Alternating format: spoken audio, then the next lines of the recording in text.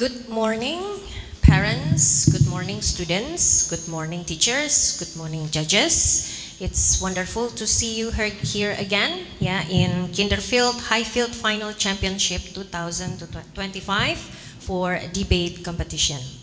Let me introduce myself first as the MC. My name is Miss Yurika. I'm from Highfield, Bogor. And I will be the MC for today's debate competition for upper secondary. And let me introduce the judges for today. The first one, Mr. Rifki Saputra, and then Mr. Egi, Brian Aldino, and then Mr. Riyad, Mr. Tuku Muhammad Riyad Farsha, yes, okay. For parents and the audience, I would like to remind you several things. The first one, please switch your handphone into silent mode. And then the second one, please keep your voice down and please maintain the room's composure. If you want to take pictures of your child, please do so in the provided space. If you need to enter or leave the room, please wait until one group finishes talking. You are not allowed to guide or help the debaters. Eating inside the room is prohibited. And then here are the results of the raffle from the third PIC meeting. So we have four teams. Team A from Highfield Depok, and then Team B, Highfield Cirebon, Team C, Highfield Bekasi, and then Team D, Highfield Duren Sawit. Okay, so as you can see on the screen, Okay, there will be a total of 4 matches. For the elimination rounds, match 1, it's going to be Team Highfield Depok go against Team Highfield Cirebon. And then for the second match, it's Team Highfield Bekasi, go against Team Highfield Duren Sawit. And then for the final round, it means the third and the fourth matches, we'll see from the first and the second matches for the third place and then for the second and the first place. Before we start the competition, let me read the rules and the regulations. The motion will be decided by a raffle done by the MC. And then each team will be assigned as a government and opposition team via a raffle. Government team will always start first. And then in every debate, each team shall have an equal amount of speaking time with details as follows. Concept building for the elimination round, 3 minutes. For the semi-final round and the final round, 5 minutes. Okay. And then for the concept building, one team will do the concept building here, and then the other team will do the concept building at the back, and then supervised by one of the officials. Okay, and then during the debate, for the first speaker of each team, we'll have 4 minutes to deliver the arguments. Second speaker, also 4 minutes. Third speaker, 4 minutes. And then the reply speaker will only have 1 minute to deliver the closing. A timekeeper shall be present at each debate to time the speeches. 1 time ring of bell, it means 1 minute warning, and POI is allowed. 2 times rings of bell, it means POI is closed. 3 times rings of bell, it means time's up. Continuous ring until the speaker stops. When time is up, participants stop talking. Any words mentioned after the time is up will not be considered in the judging. Participants should always conduct themselves with dignity and be polite toward other participants and officials. Participants must not disrupt an opponent's speech with any interruptions or distractions, such as loud whispering, shuffling of shoes, rustling of papers, grimacing, affected laughter, etc., etc. The only tools allowed are stationaries and scripts, and the scripts may contain some data about the motion. Gadgets or any other modern devices are not allowed. Any violations of this will result in direct disqualification. Any outside interference from the audience to inform the participants about the content of the decided theme will result in a direct disqualification. The judges' decisions are final and cannot be altered. Okay, so for the first match, let's just begin. It's between Team Highfield, Team A, Team Highfield Depok, versus Team B, Highfield Cirebon. So will the participants please come forward? So Team Depok and Team Cirebon.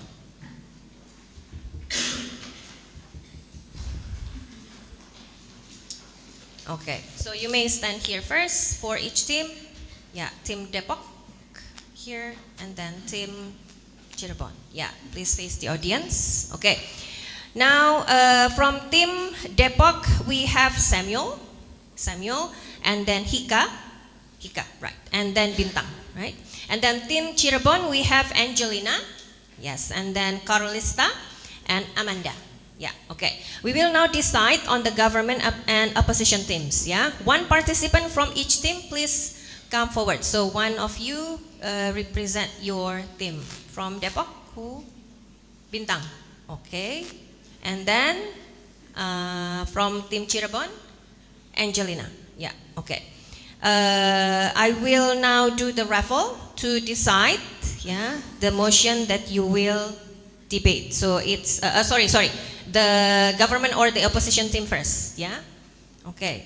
So we will now decide first. One participant for MC, and then two sets of cards for the opposition and or the government.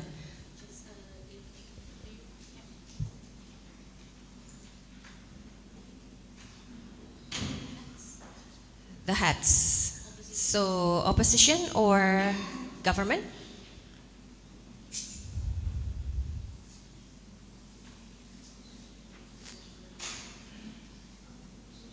Opposition. Okay. So Team Cirebon will be the opposition. You may sit there. And then Team Depok will be the government. You may sit there. Yeah. Okay. So now we are going to the motion. Yeah. We will decide the motion. So let's start the raffle.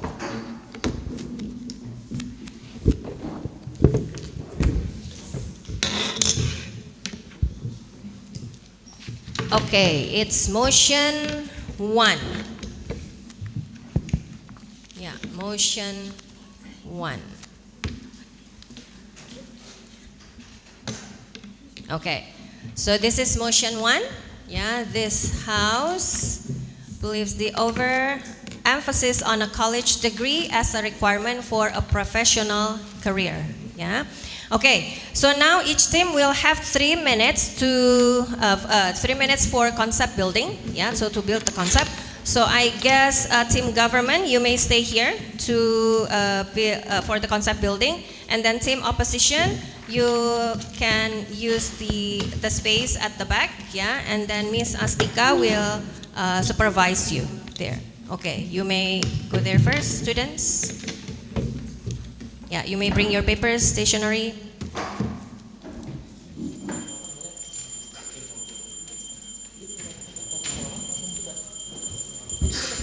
Okay, it's 3 minutes already. Time's up. So for the opposition team, please come back to your seats first. So without further ado, I would like permission to start the competition. I would like to call the first speaker of the government, Bintang, to begin his speech. Tes.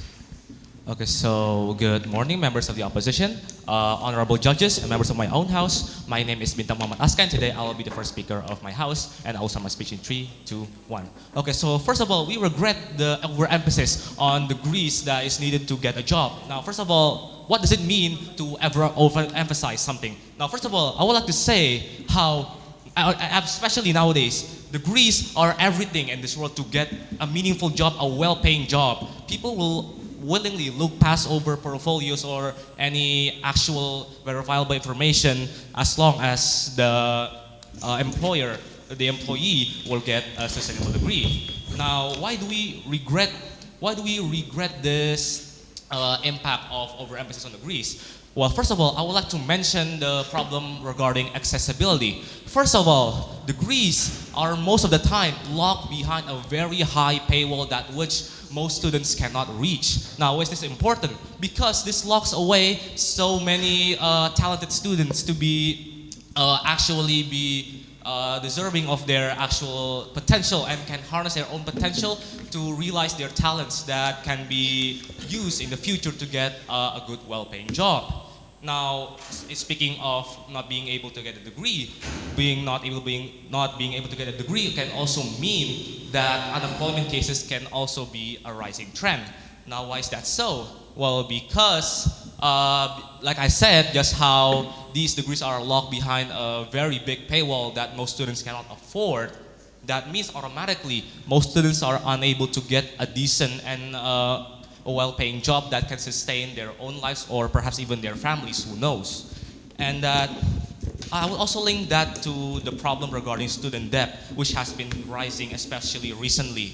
Because with how I mentioned how degrees are being an emphasis on employer CV, this means that students are, whether they want it or not, they need to take a student debt or loan that can be a very big financial burden towards these students and their families to pay, which can cause them to be indebted for lives perhaps, especially if they cannot find that said job that we are trying to say. And that we also like to say that is also leads to inefficiencies in the bureaucracy regarding the economy and the education system. Why is that? Because then these student loans might go to the wrong demographic, and that the benefits that should go towards the deserving students might not even reach these deserving students at all. And that especially most of the degrees that are being offered by universities nowadays are very much outdated and does not match with the industry requirements, which is very unfortunate considering that these very industries require most people to have these degrees in the first place. And also, speaking of degrees, I would also like to add that there has been a high degree of inflation regarding the titles and degrees that universities offer. Some might be too overly specialized that some companies might not even be able to actually employ them for any specific job. For example, maybe the jobs is in the position of economics, but then they have to pick between stocks or engineering or whatnot. I would also like to say that these degrees, the overemphasis of degrees, causes a large degree of corruption and unethical practices, as students are motivated to do whatever it takes to get these degrees in order to get a deserving and a well-paying job. And these unethical practices are causing so much harm towards not only the economy but also to the education system as a whole. Thank you very much. Yeah, thank you for the first speaker of the government team, Bintang. And then now I would like to invite Angelina as the first speaker from the opposition team to deliver her opposition. I'll start my speech in 3, 2, 1. So good morning, ladies and gentlemen.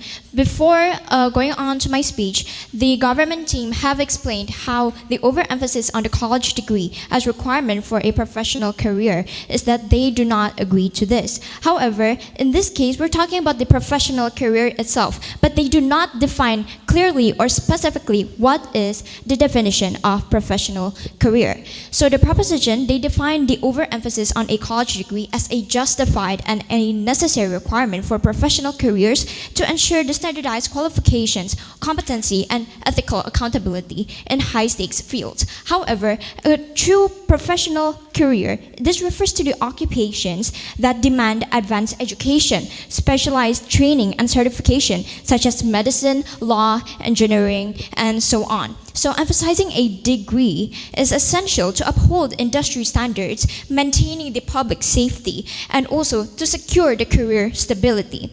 So, in our current status quo today is that in today's jobs market, a college degree is often treated as a mandatory requirement for a professional careers, even when the job itself does not necessarily require the academic knowledge.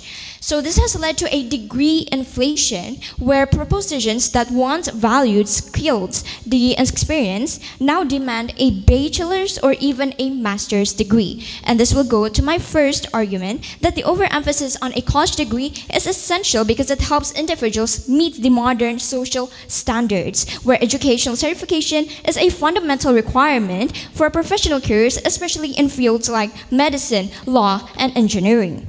A professional career is defined that someone requires advanced training and education. So you can imagine a doctor that is practicing medicine without a certified degree from an accredited institution. So how would they be able to diagnose diseases or understand cellular functions? That would be highly irresponsible and dangerous.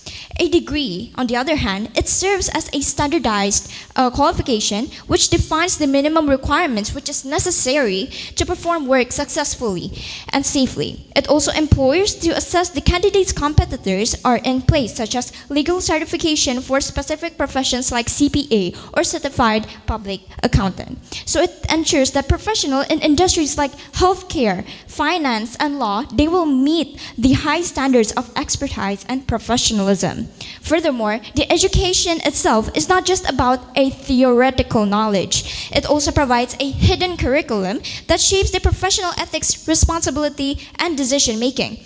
Professions that impact in the public safety and the well-being itself, such as civil engineering, architecture, and medicine, they cannot afford trial and error learning. Formal education is also necessary in the future and also in the current society, because we need to uphold the ethical and technical standards, ensuring that professions are well equipped to handle the real world challenges or issues. So as automation and AI will continue to replace the manual jobs, highly skilled professions requiring a degree will remain in demand because they require critical thinking, specialized knowledge, and even decision-making skills that machines cannot replicate. In this case, we're very proud to oppose. Yeah, thank you, Angelina, for the opposition. Now, I would like to invite the second speaker of the government team, Hika, to begin her speech. I will start my speech in 3, 2, 1.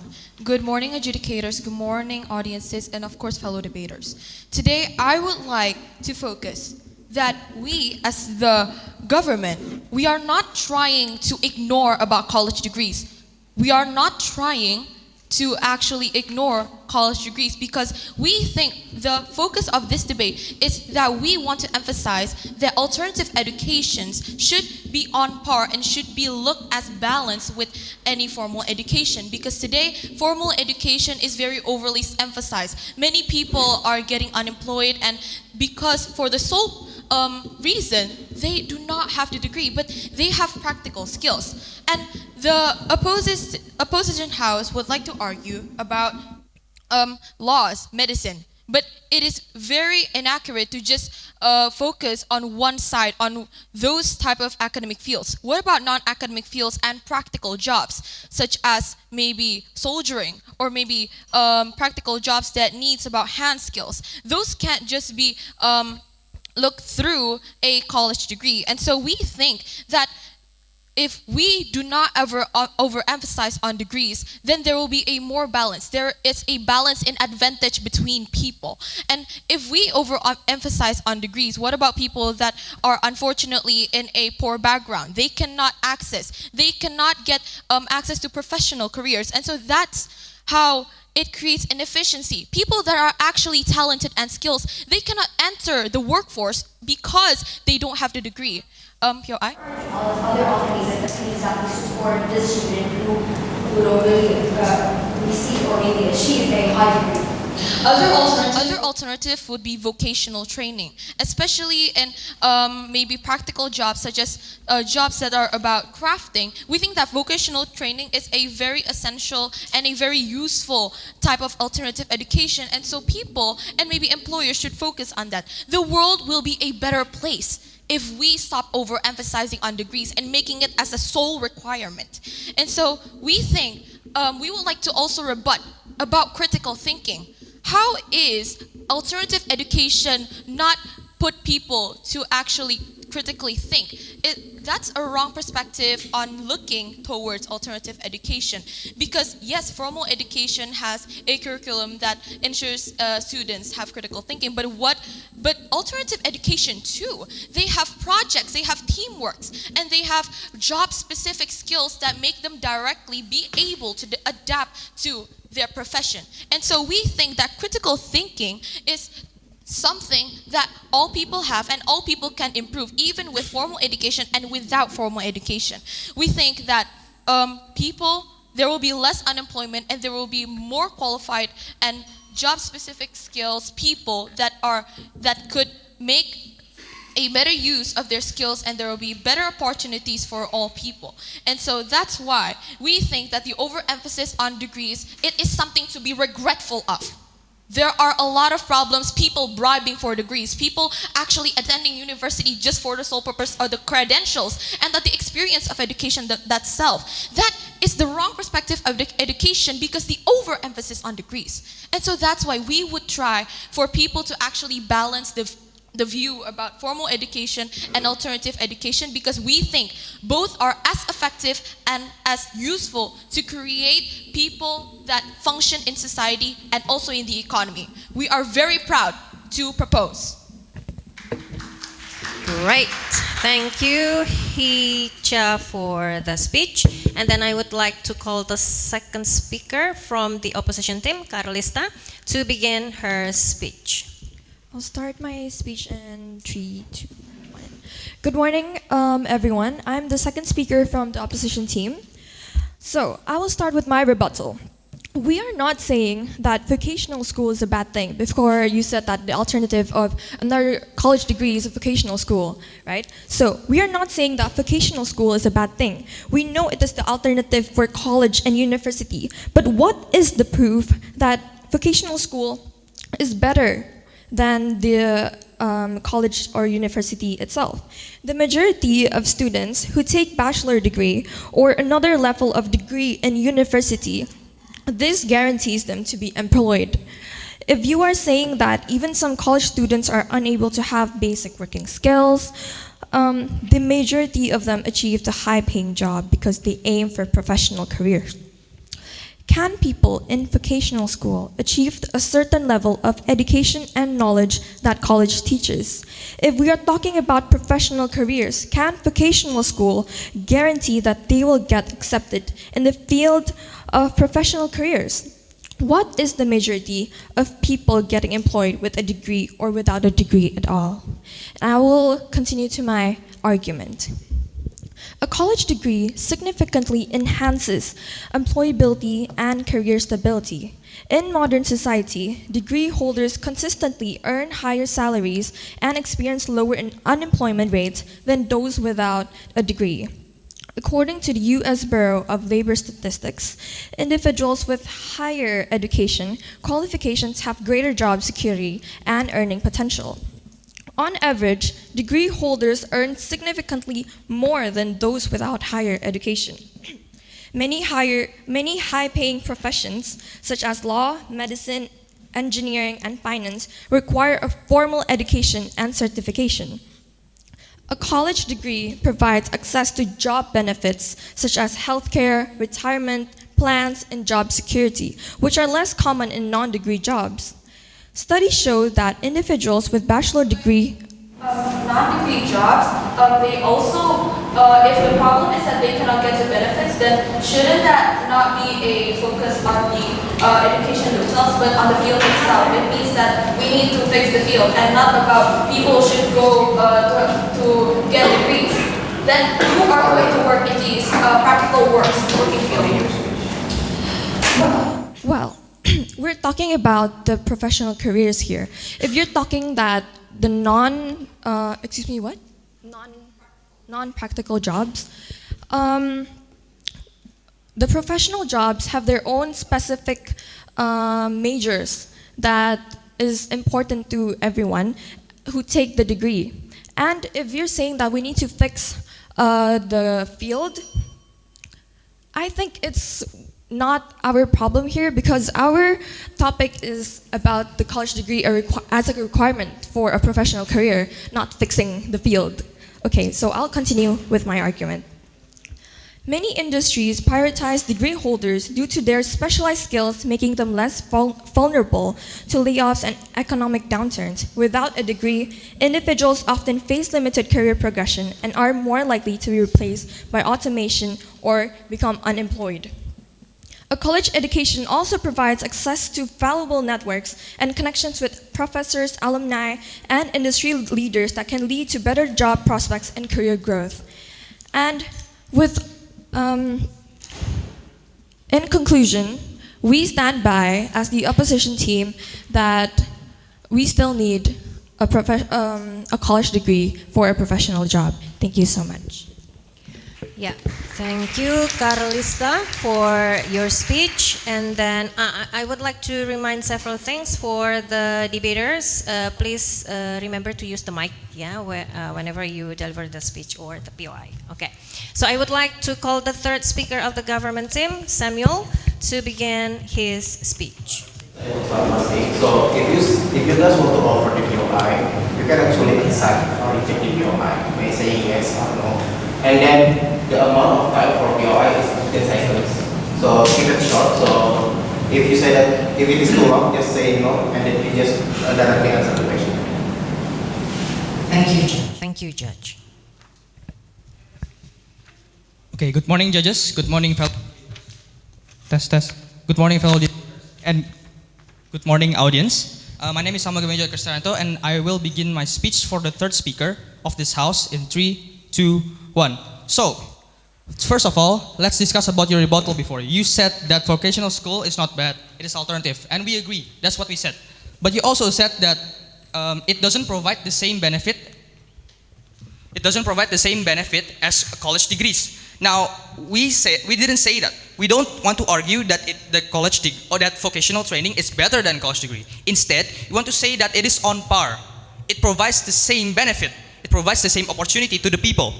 So, what we're trying to say is that this motion is trying to focus on the overemphasis. So, what does it mean by overemphasis? It means that we're trying to solve the problem of degree inflation of the employers themselves using too much requirements for a job that does not even require those college degrees. And the disadvantage of that is that people will be discouraged to go to college because when they see these job requirements, they'll think that this job needs so many requirements and college degrees, but we actually don't need that to actually do the job, and that discourages people. That means that there's going to be a lower amount of students in the country itself. And so that means that we should decrease and reduce the over-obsessiveness on degrees because, of course, not all of the professional careers needs to have degrees because things like vocational training can also help that. It's an alternative. That's why we call it as an alternative. And you mentioned about higher salary, but in our opinion, higher salary doesn't really solve the case here because it doesn't really solve unemployment because it is what we require in this motion. The main problem is that employers, they want a little bit too much than what is needed. And that's why it doesn't really solve unemployment or even improves it in a professional career.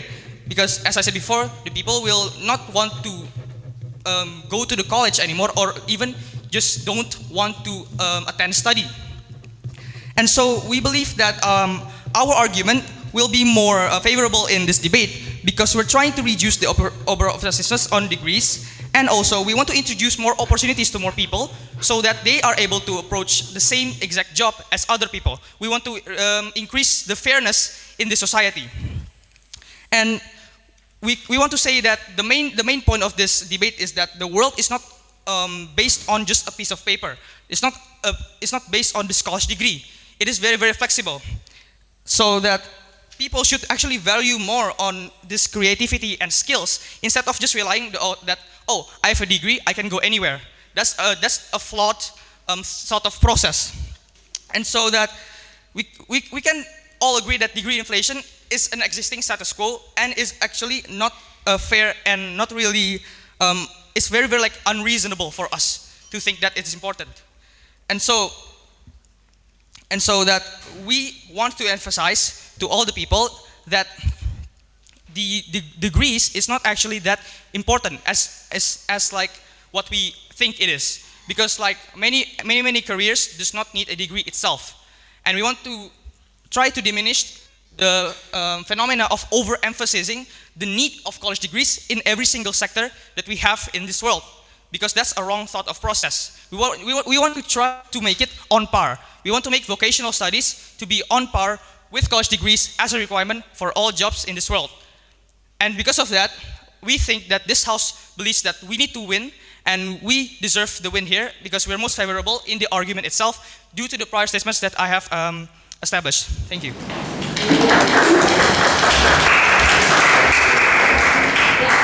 you for Samuel for the speech. Now I would like to call the third speaker of the opposition, Ananda, to begin her speech.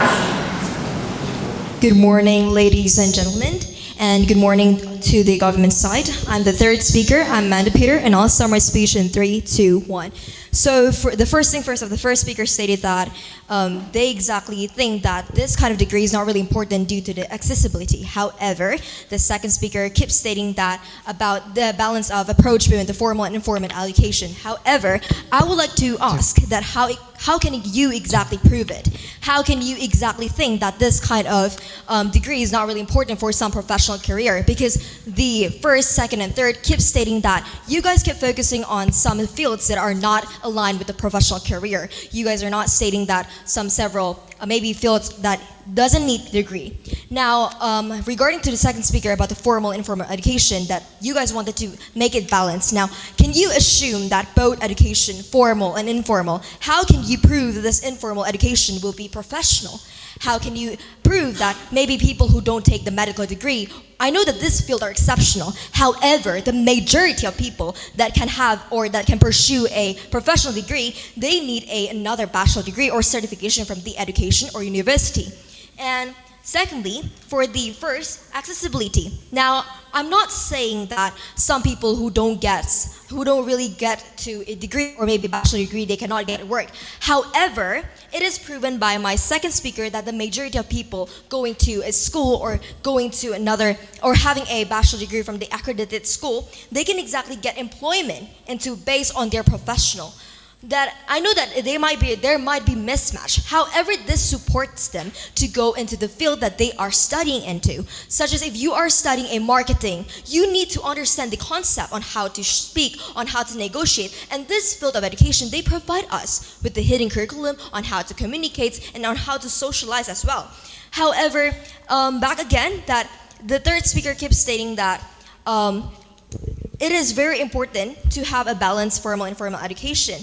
But it does not really support your argument because first you did not provide us the example on how can exactly it support you on how exactly this kind of education without the vocational education, how can these people exactly pursue a professional career? Because vocational school, they do only learn some specific jobs, such as, for example, cooking or being a chef.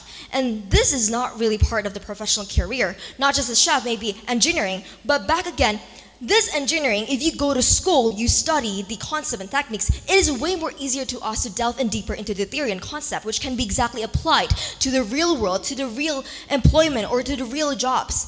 And lastly, it is really important for the degree to be achieved by several people, such as a CPA or certified public accountant, because when we achieve one degree, it is not making us success. I know it doesn't guarantee us at all. However, this degree can exactly support us. And lastly, the over obsessive, you guys keep stating that the over obsessive, but then back again, this needs to be specialized on some field. Specific and specialized on some field. Because if you are stating the over obsessive, then if people are not specific and specialized on this field, then how can exactly they hop on into the world of professional degree? How can they exactly pursue a professional career?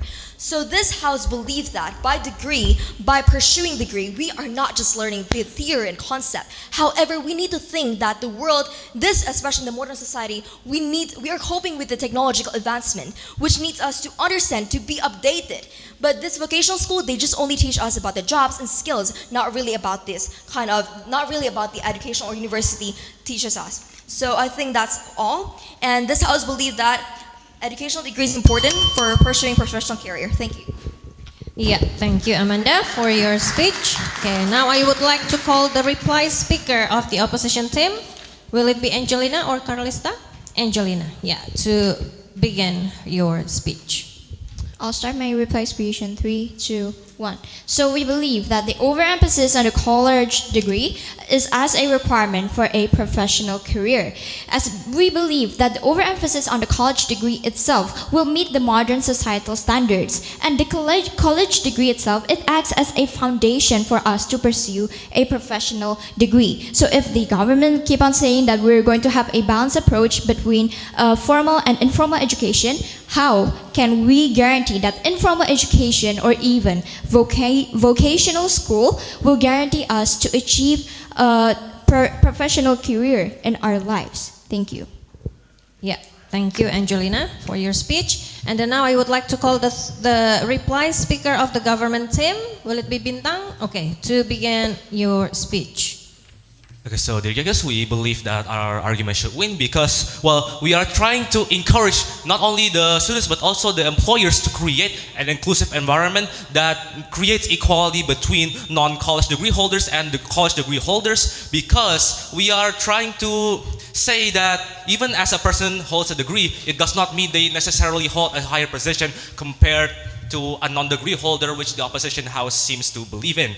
And we also are trying to emphasize just how practical jobs and non-academic positions are also as crucial to society and to employers as a whole, and they might not necessarily have a degree that they are required to as well. And that we also like to try to say that through vocation and through practical experience, they can be just as qualified as the degree holders themselves. And with this, we are proud to propose that the overemphasis on degrees are so detrimental towards the job environment as well. Thank you very much. Yeah, thank you, Bintang, for the reply speech. So now let's just give first a big round of applause for the both teams. Yeah, and then for the result of the first match, it will be announced after the second match. Yeah, but now maybe. Are there any comments from the judges for the participants? Mr. Rifki or Mr. Egi or Mr. Riyad? Any comments for the debaters? Nope? Okay. Okay, for the debaters from Team Depok and Team Cirebon, you may go back to your seats first. Thank you. Okay, so now let's begin the second match. It's between Team Bekasi, Highfield Bekasi, and Highfield Duren Sawit. Yeah, so Team C and Team D. So before you go to your seats, I would like to have one representative from each team to get the side, whether it's government or opposition. Okay. Yeah. Sorry, you are from Team Bekasi, Duren Sawit. Okay, hats or tails. Okay, let's start. Okay, heads, right? So you choose government or opposition? Opposition. Okay. So from team opposition, you may go here first. Yeah. And then first speaker here, yeah? First speaker, second speaker, third speaker. So team government, you may be sitting here. Yeah, team opposition here. First speaker, second speaker, third speaker. Again, first, second, third. Okay. Now let's have the motion. Okay, I will now do the raffle to decide the motion for the debate.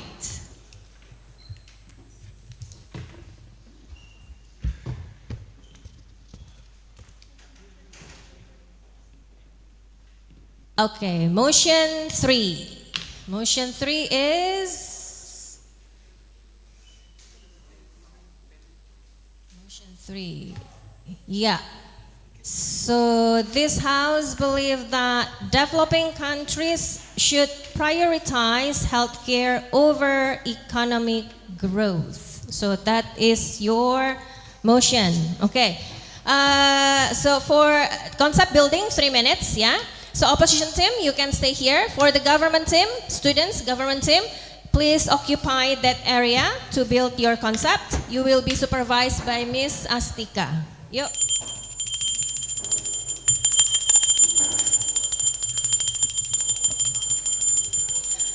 Yeah, time is up for the concept building. Yeah, for each team, please return to your seats.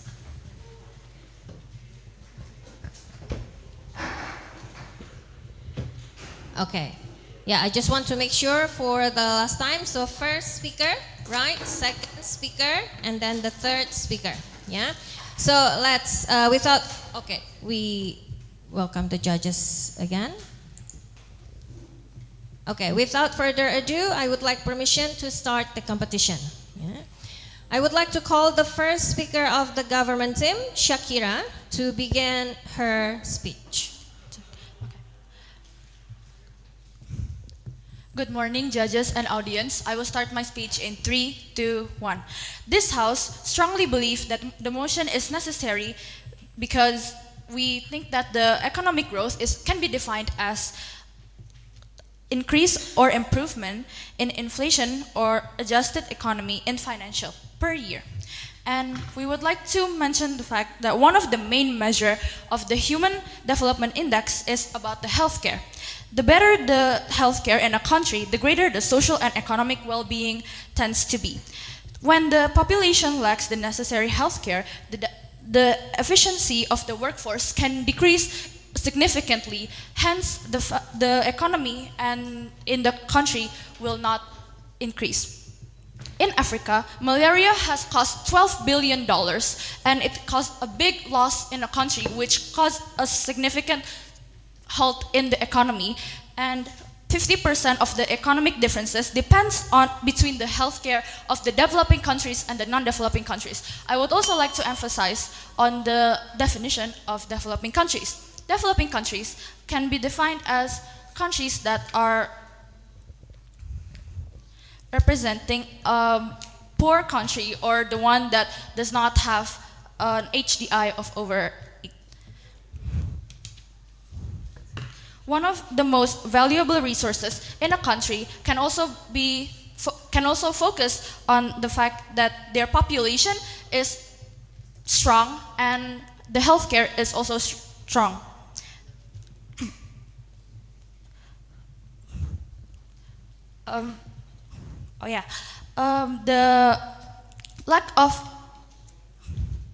The lack of investing in healthcare to economic growth can cause mass shortage in treatment.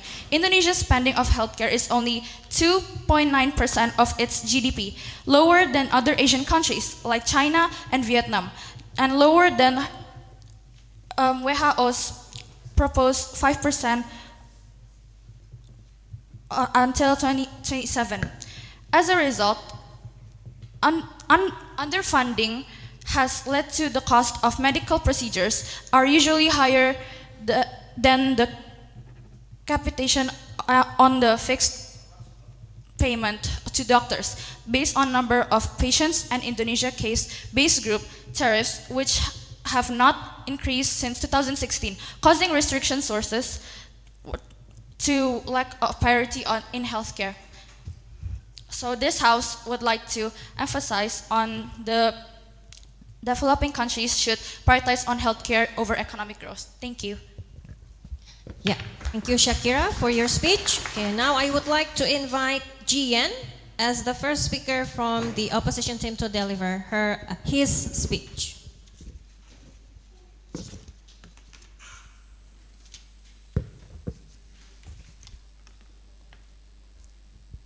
Good afternoon, honorable judges, audience, and fellow government team. Today I'll be representing the opposition team.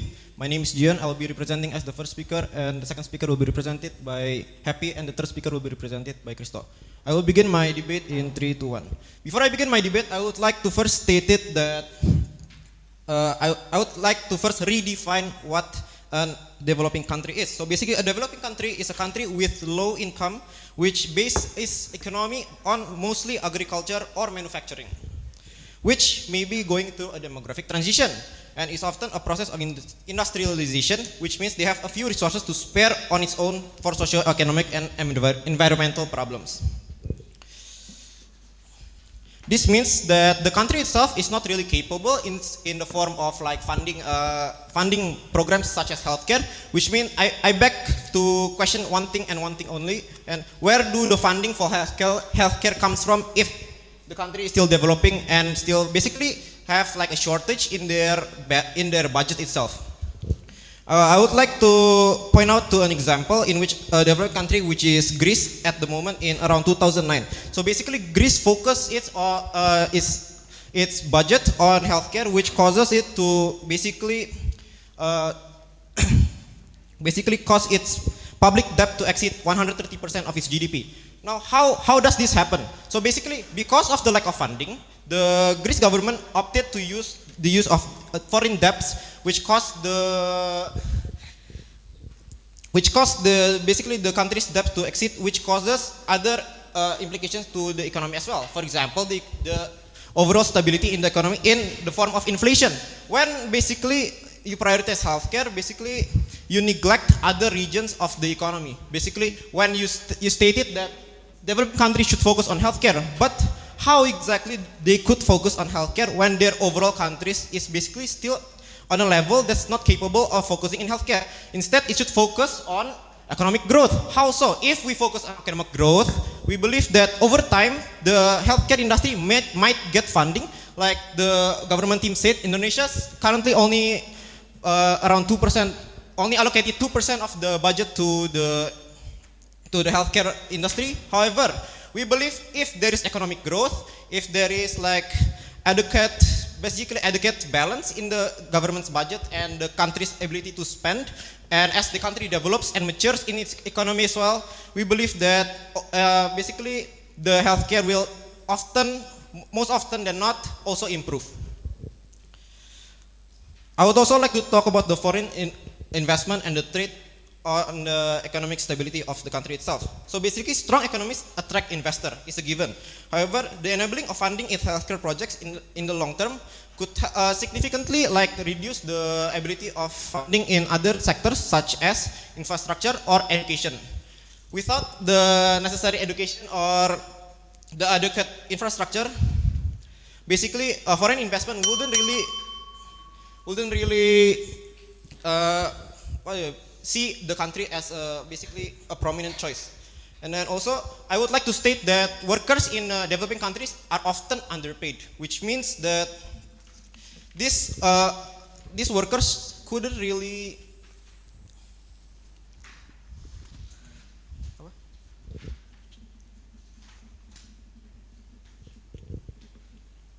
which means that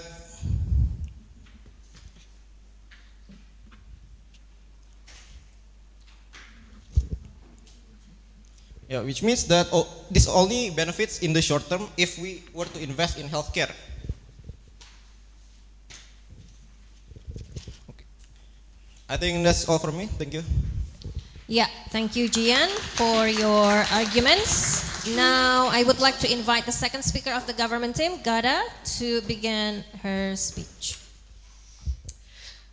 Thank you for the points from the opposing team. However, this team would like to clarify that the opposing team has failed to consider that if we focus on the development of infrastructure and creating jobs, who's going to be manning these jobs? Because the thing is, a lot of these developing countries suffer from a low life expectancy and very poor health, which costs them, again, we would like to reiterate, heavily in human capacity and the ability for these people to work, especially since you have to consider that these developing countries often lack the funds to as well fund mechanical work and other kinds of capital. Instead, we have to focus on the fact that a lot of these developing countries also face a lot of epidemics, numerous amounts of dangerous epidemics, which cost them billions to solve every time they face it. In fact, we'd like to reiterate the point that Africa itself loses $12 billion annually just because of one disease called malaria. And so if we do not focus on solving this healthcare issue, how can we ensure that the workforce will progressively get better at actually doing the work? Instead, you can consider Indonesia, which, although it focuses a lot on economic growth, its current healthcare is in a heavy deficit, where a lot of people, especially the working class or those with not enough wages, may not be able to afford healthcare. Now imagine this, but the problem is that the entire country is suffering from a lack of healthcare infrastructure and healthcare education. Not only that, it's very important that we measure the fact that regardless of income being a factor of human development index, healthcare is just as important, because no matter what infrastructure you have or what rising wages you have, if you do not focus on funding healthcare and such, it will not be effective for us to prioritize economic development when it comes to a populace that is always malnourished, underpaid, overworked, and regardless of the fact that they might be facing economic development, a lot of them will die off regardless due to their lack of healthcare. In addition, you do mention the fact that increasing the debt on healthcare will cause problems for the economy. But in the long term, once your population is enough at a healthy capacity, they will be able to work off this debt with more efficiency and more productivity. Because in the long term, healthcare is very detrimental to the aging population in a lot of these countries. Yes?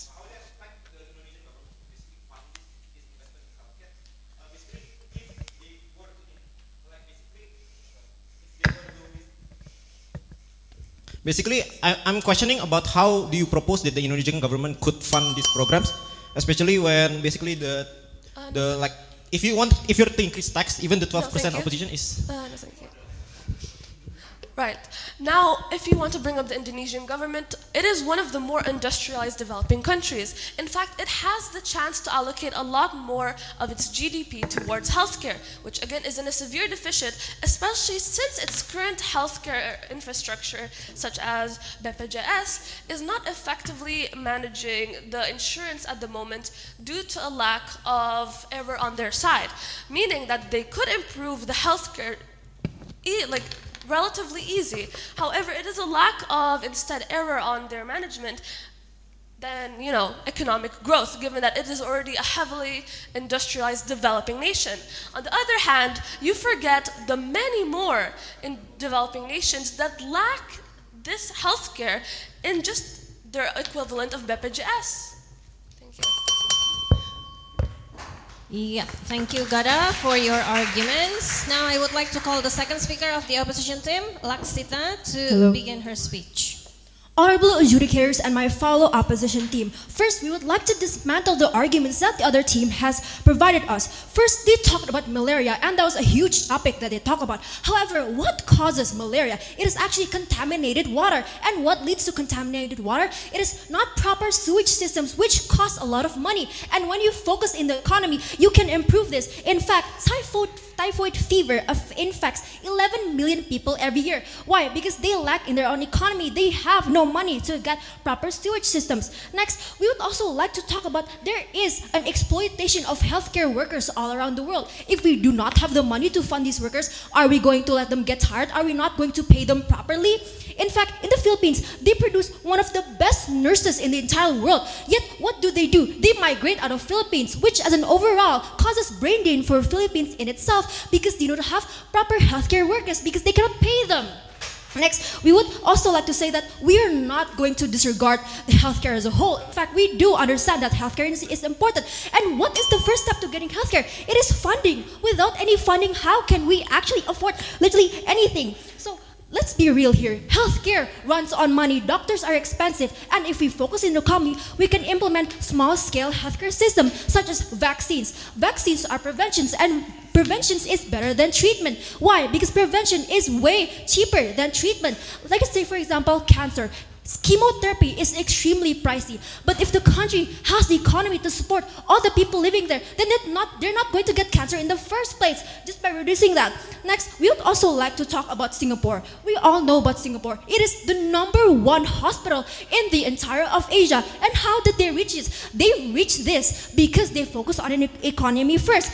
After 1965, after they just gained independence, they were a poor, resource-scarce nation with high unemployment and poor living conditions. But when it focused on rapid industrialization, trade, and foreign investment, it can only contribute to the whole healthcare system with only 4.1 of its GDP. Yet now it is ranked #1 in the entirety of Asia. And how did they do that? Healthcare. And you guys also mentioned how if we focus on infrastructure, then we won't prioritize healthcare. However, that is simply not true. How good is it to have hospitals if you can't reach it in the first place? If there are bad roads, if you don't even have the power to power up all the machines, this is not going to work. We would also like to say that the government can actually balance lots of things at the same time. So who's to say that we can't do the same thing with economy? So you guys keep talking about how if we prioritize the economy, we're never going to prioritize healthcare. But how do we prioritize healthcare first if we don't have enough money to even do anything?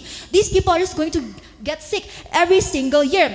Next, we would also like to talk about how when you provide proper funding from these people, what can you get? When you prioritize the economy, you can prioritize education, which is the most important thing for healthcare workers, because if they don't have education, how are they going to be healthcare workers in the first place? Like in Timor-Leste, for example, the amount of healthcare workers is less than 50% of the minimal rate according to the WHO. Now why? Because they don't have the economy. They cannot fund these people. They do not have the enough resources or money to be able to improve people and train them with the according skills. So by focusing on the economy first, it means that we can also simultaneously focus on the healthcare. Because without economy, what do we have? We have absolutely nothing. It is a truth universally acknowledged that yes, healthcare is a universal entitlement, but you cannot get healthcare for free. But if a country does want to provide free healthcare, what do they need? They need the economy. And that is why I am proud today to stand in the opposition. And this house will always believe that developing countries should not prioritize healthcare over economic growth, because economic growth is the very root to improving healthcare as a whole. That is it for me. Thank you very much. Great. Thank you, Lexita, for your speech. Nice. Okay, now I would like to call the third speaker of the government, Kevin, to begin his speech.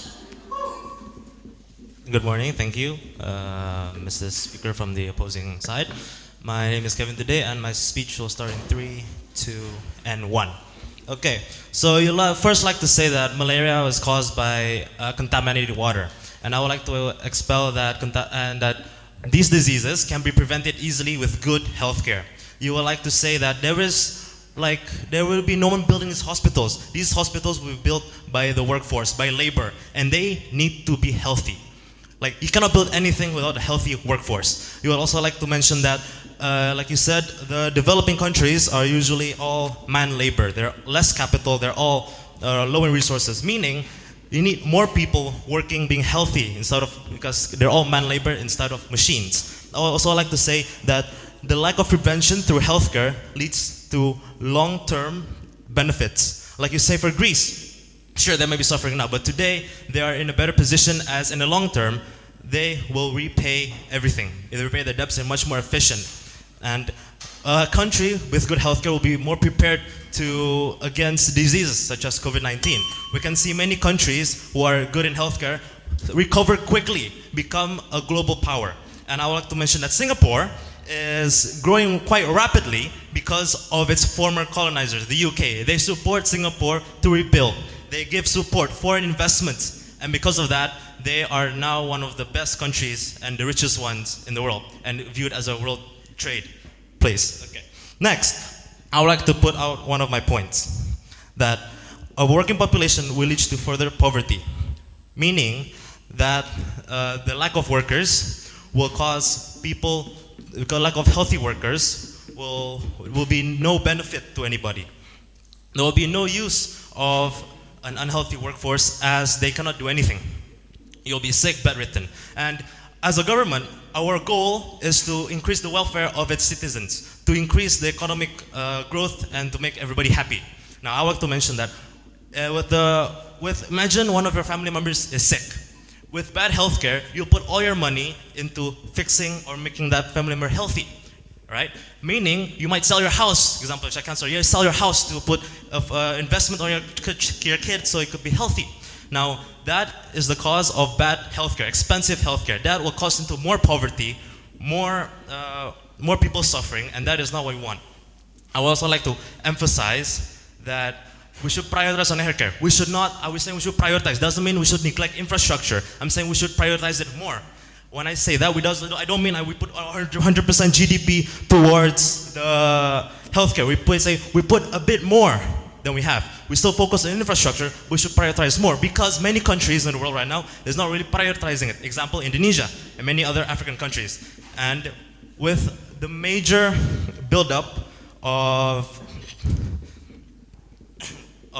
everything, with better healthcare, doctors will also be paid well.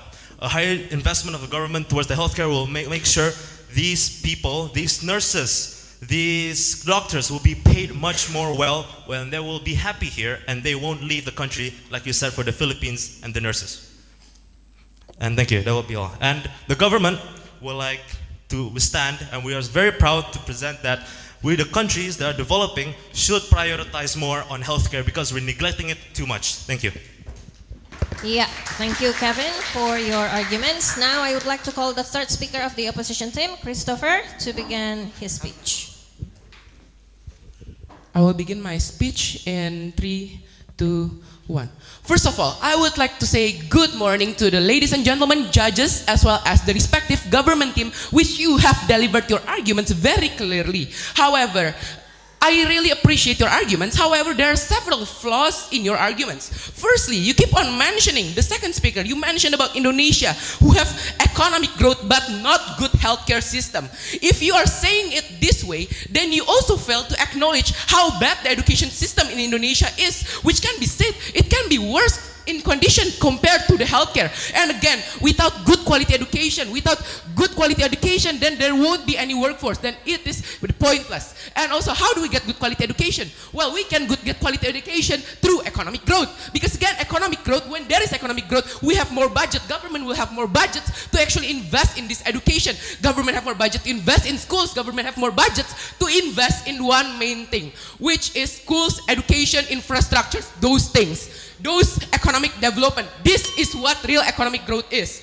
And secondly, you also mentioned about how the third speaker mentioned about you cannot build anything without healthy workforce. Again, I would like to highlight that quantity does not mean quality. You may have lots of workforce, you may have lots of laborers, but how do we actually make them work effectively? Through education, through good economic growth. And this just proves our point that this house believes that developing countries should prioritize healthcare over economic growth. Because through economic growth, everything is possible. Everything is possible. Economic development, healthcare, education. Just by providing economic growth, you can improve the healthcare. And here, we did not say that we are going to neglect healthcare. The second speaker has clearly mentioned it a lot of times that we won't neglect healthcare. We still focus on healthcare, just not prioritize it, because again, there are other important aspects, more important, that can be considered, that should be considered other than healthcare. And also, you also keep on mentioning about how healthcare, again, healthy people without good quality people is useless. I would like to highlight that 1,000,000 times if possible, because again, this is something you need to know, because this is very important. And also, I would like to address what my first and second speaker have said. Short-term healthcare investment may not be sustainable without growth. Sustainability is everything right now. As you all know, we need to be sustainable. Business needs to be sustainable. But again, when we only prioritize on healthcare, there won't be any sustainability because developing countries may not have the resources to maintain large-scale healthcare without economic stability, economic growth. And also, Greece, as an example mentioned by the first speaker, they focus too much on healthcare and thus they rely on lots of borrowed funds. What is a borrowed fund exactly? Well, borrowed fund exactly is the national debt. When they borrow lots of money, there will be an increasing debt, increasing budget deficit of the government. Then, just because of prioritizing healthcare, it ruins the entire economy. So again, we should prioritize on economic growth. Because through economic growth, there will be better healthcare. Through economic growth, there will be better infrastructures. There will be also better education system, better resources, infrastructures. Again, I would like to highlight that. And Zimbabwe as an example, another example to strengthen our position. Because Zimbabwe's government controlled healthcare spending, which strained the economy, contributing to hyperinflation. They also neglect other critical structures. And how are their healthcare workers without good education? How do we get good education without economic growth? This is the chain of analysis that you need to understand, because you have lots of labor, but you don't have good economic growth. Then it's pointless. They don't have education. They won't get good quality resources. They won't have they will just end up with lots of national debts. So I guess if you want to, here is another question for you then. Why should developing countries prioritize healthcare over economic growth? That's the question that I would like to ask. Why? Why not focus on other aspects? Because the motion for today is this House believes developing countries should prioritize economic growth. Healthcare over economic growth. Thank you. Okay, thank you, Christopher. So fiery. Okay, let's call the reply speaker of the opposition team. So will it be Jian or Laksita? Laksita. Okay, go on.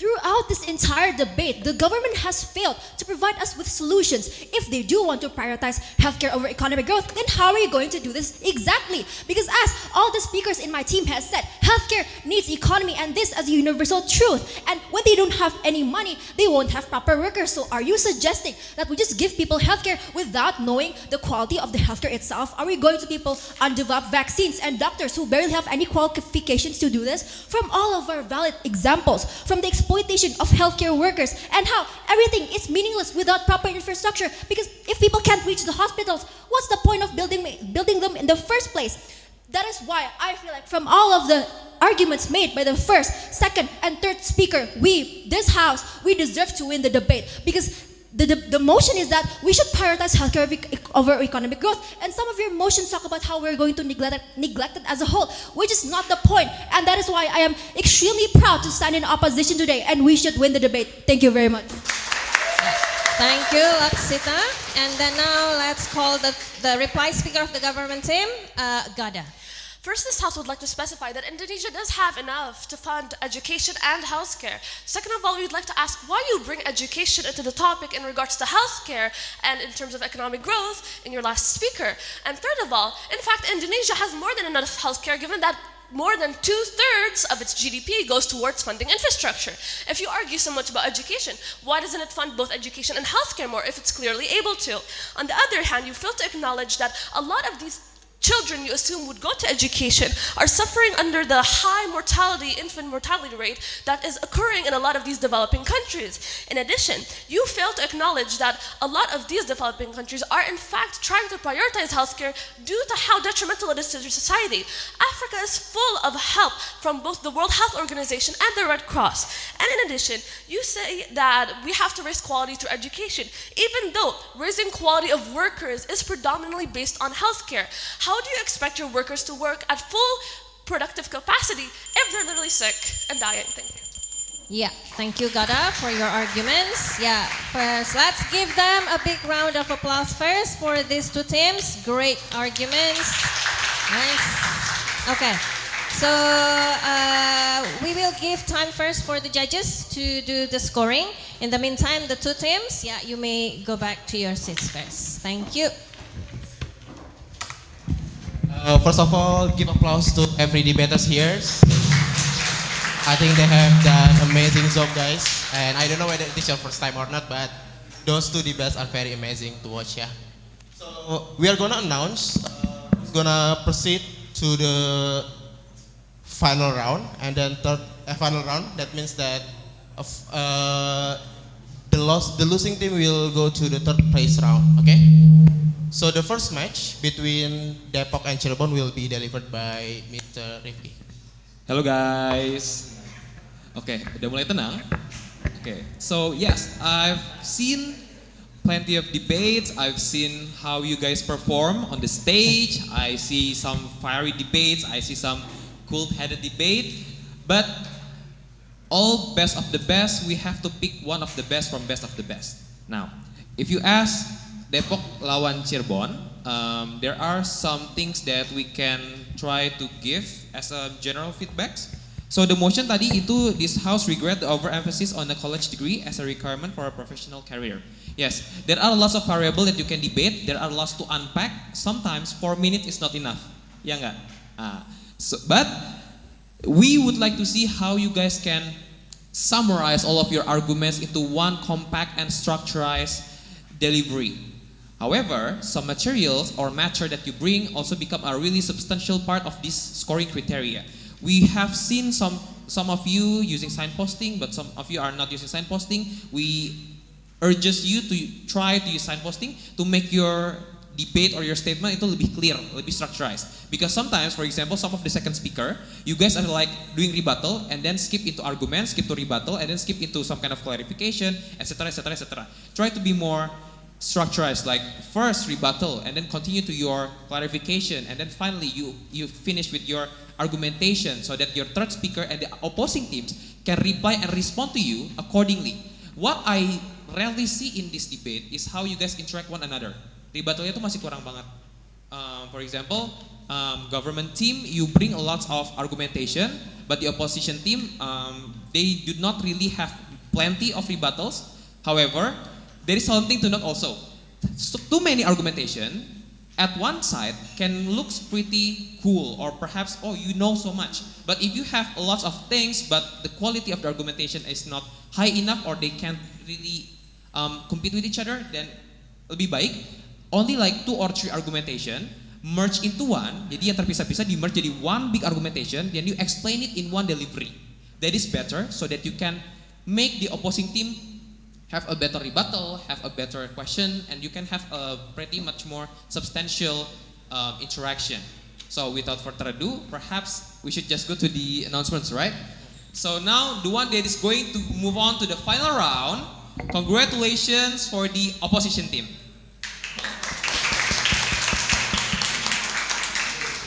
Perhaps for a little bit of clarification, if you guys want to ask for specific and personal feedbacks, we can do so after the final rounds, okay? Thank you. All right, thank you so much, Mr. Rifki. Now, let's move to the second round announcements. Will be delivered by, yeah, time is yours. Okay. Hello everyone. This room is filled with, actually, emotes since the beginning. You do get the reference, don't you? But basically, this is really interesting motion. It's about policy and governance on the second round, not really second round, but the second part of the debate. And we have on the government side of the house, Highfield from Duren Sawit, right? And on the opposition, we have from Bekasi. Okay.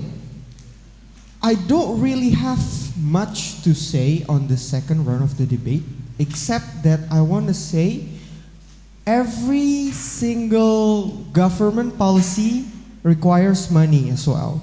Like, for example, if you want to do economic growth, then you also need to loan some money to other countries as well. If you want to do investing in, say, how do I say, like minefields or gold mine or something, you do need to actually ask for investors. And the only feedback that I have is not in regards into your technical abilities, because I do believe that your English speaking skills is better than mine, of course, but also your speech is also better than mine. But what can you do moving forward from here, if you are interested in debating more, especially in university, is to actually read latest news or maybe things that might be debated in actual debate competitions later on in university, such as economy, policies, sociology, philosophy, and so on and so forth. But I know that you don't want to hear me yap about all of those stuff over and over again. Let's just go into the things that you want to hear, on which the one who will proceed to the final round. Congratulations to opposition team. Congratulations.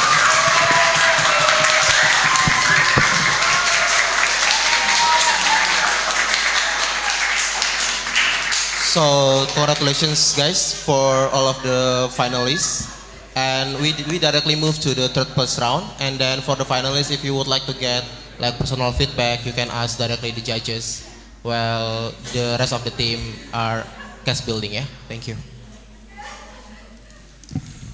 Okay, so we will start our semi-final round between Highfield Duransawit and Highfield Depok.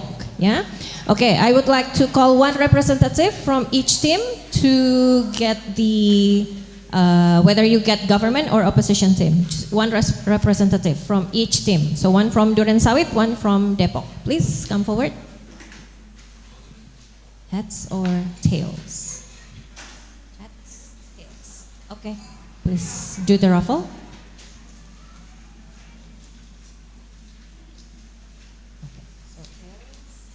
Would you like to be government or opposition team? Government team. Okay, so government team for Depok. Yeah. Okay, government team for Depok. So the team, you can go to the government team seats first, and then Duransawit, you are the opposition team. You may come forward to the opposition team desk first. Okay, now let's do the raffle for the motion. MC, there is no raffle for Oh, this there one. is no raffle. The judges already decide the motion. Oh, okay, okay. Please do judge. So what's the motion? Alright, for the third place round, the motions of this debate is impromptu, guys. So the motion will be no, I don't think this is motion. Yeah, this one. This house will make organ donations mandatory upon death. Yeah. Okay. So this is the motion for the semi-final round. Yeah. This house will make organ donation mandatory upon death. Okay. Maybe is there any questions from both sides? Is the word clear to you guys? All good?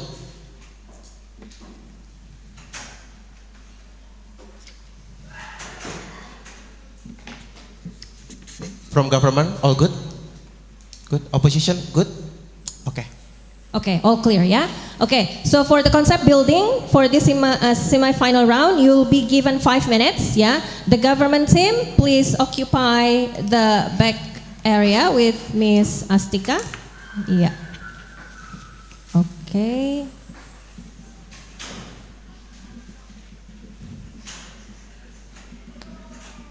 Yeah, and you have 5 minutes to build your concept starting from now.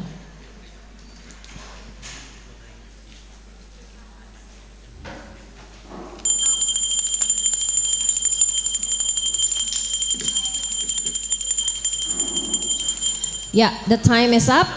So all the participants, all the debaters, please return to your seats. Yeah, without further ado, I would like permission to start the competition.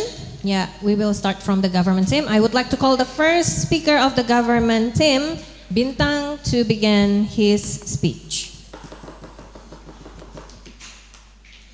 Okay, good morning, members of judges and members of the opposition team. And today I will start my speech in 3, 2, 1.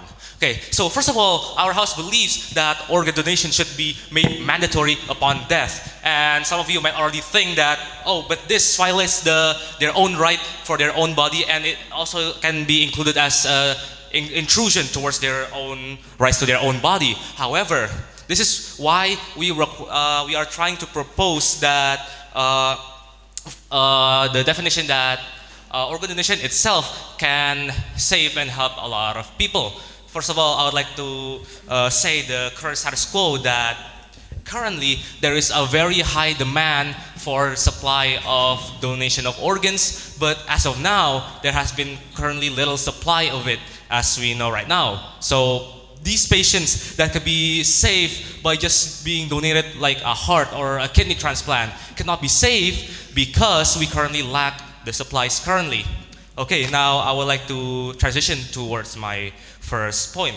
First of all, I have to say, maybe some people would not like have their bodies to be dismantled one by one for their organs to be harvested to other people as well, and we recognize that.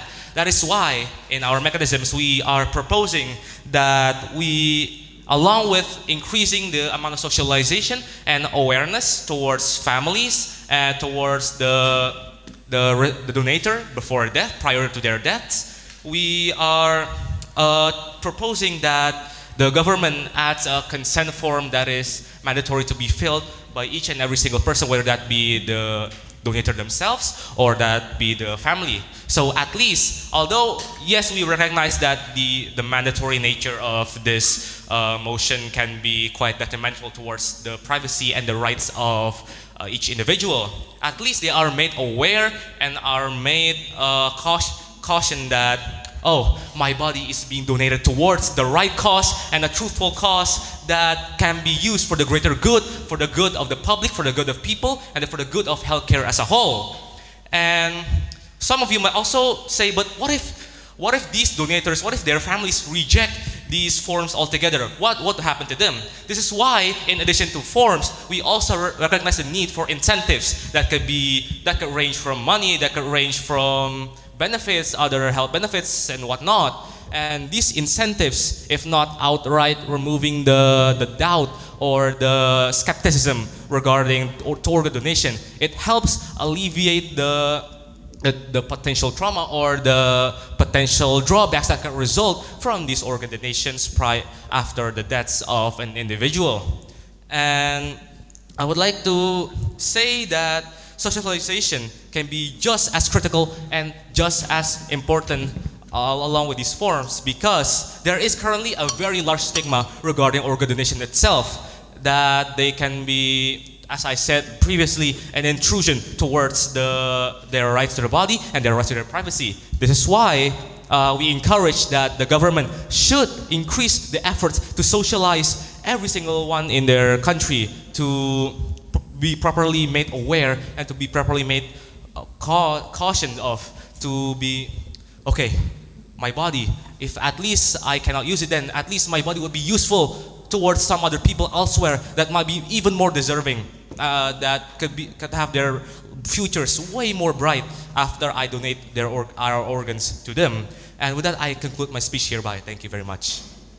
Yeah, thank you, Bintang, for your speech. Next, I would like to invite Shakira, the first speaker of the opposition team, to deliver her opposition. Good morning. I would like to start my speech now.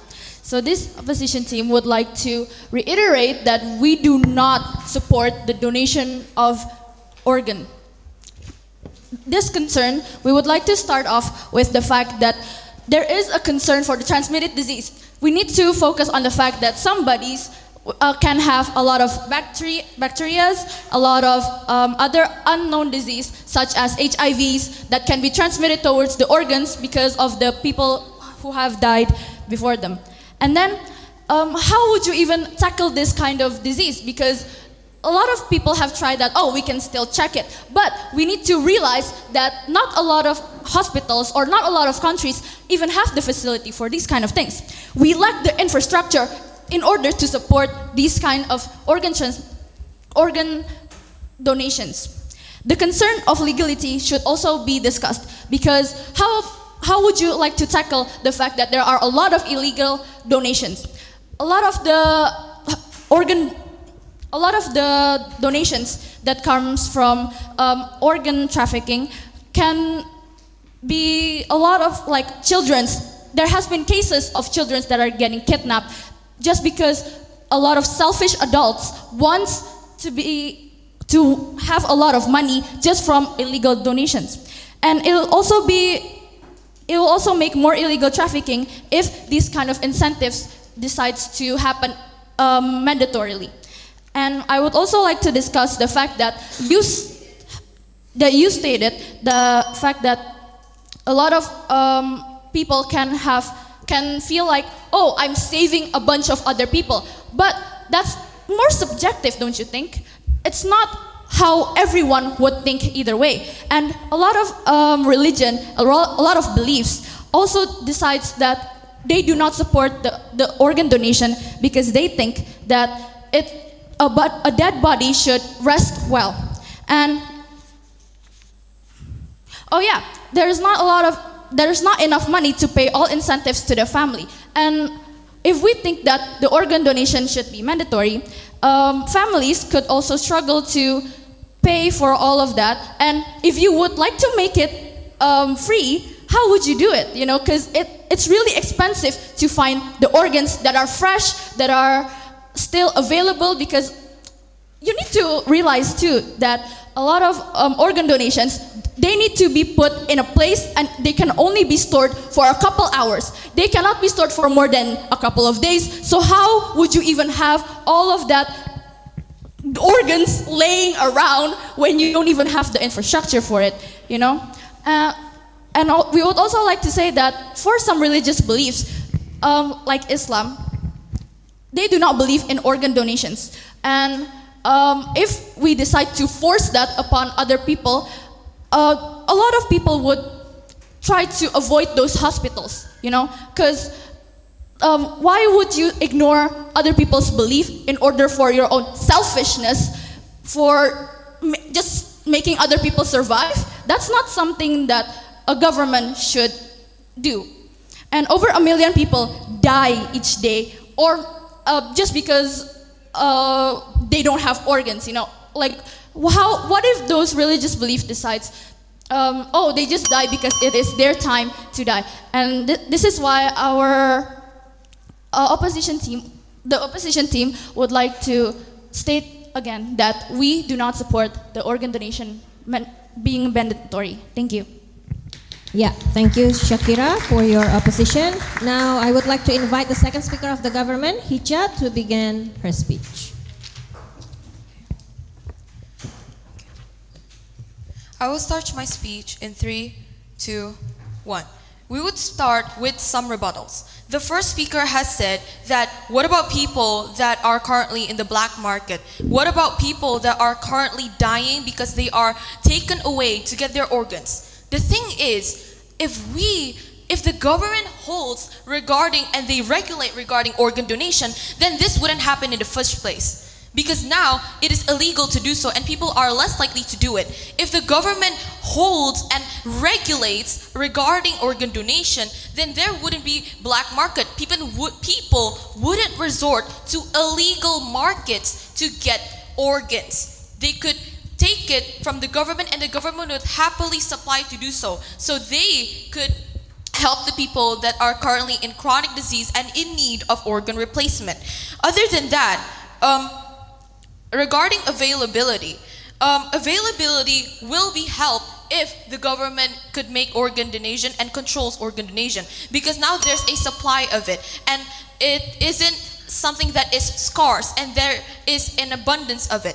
And if the problem is that organs, they cannot, if they are extracted, then they cannot be used for several hours. Then the government, of course, they work just in time. They work in respect to the need and the demand. And of course, if there's low demand, for example, if a country is currently healthy and are and aren't facing such high concerns about organ replacement, then the government wouldn't need to extract or maybe wouldn't need to take too much or an abundance of organs because there aren't people that need them. So the government works in wise ways, in balancing ways. We wouldn't take people's organs just for the sake of it, but for people that are actually in need.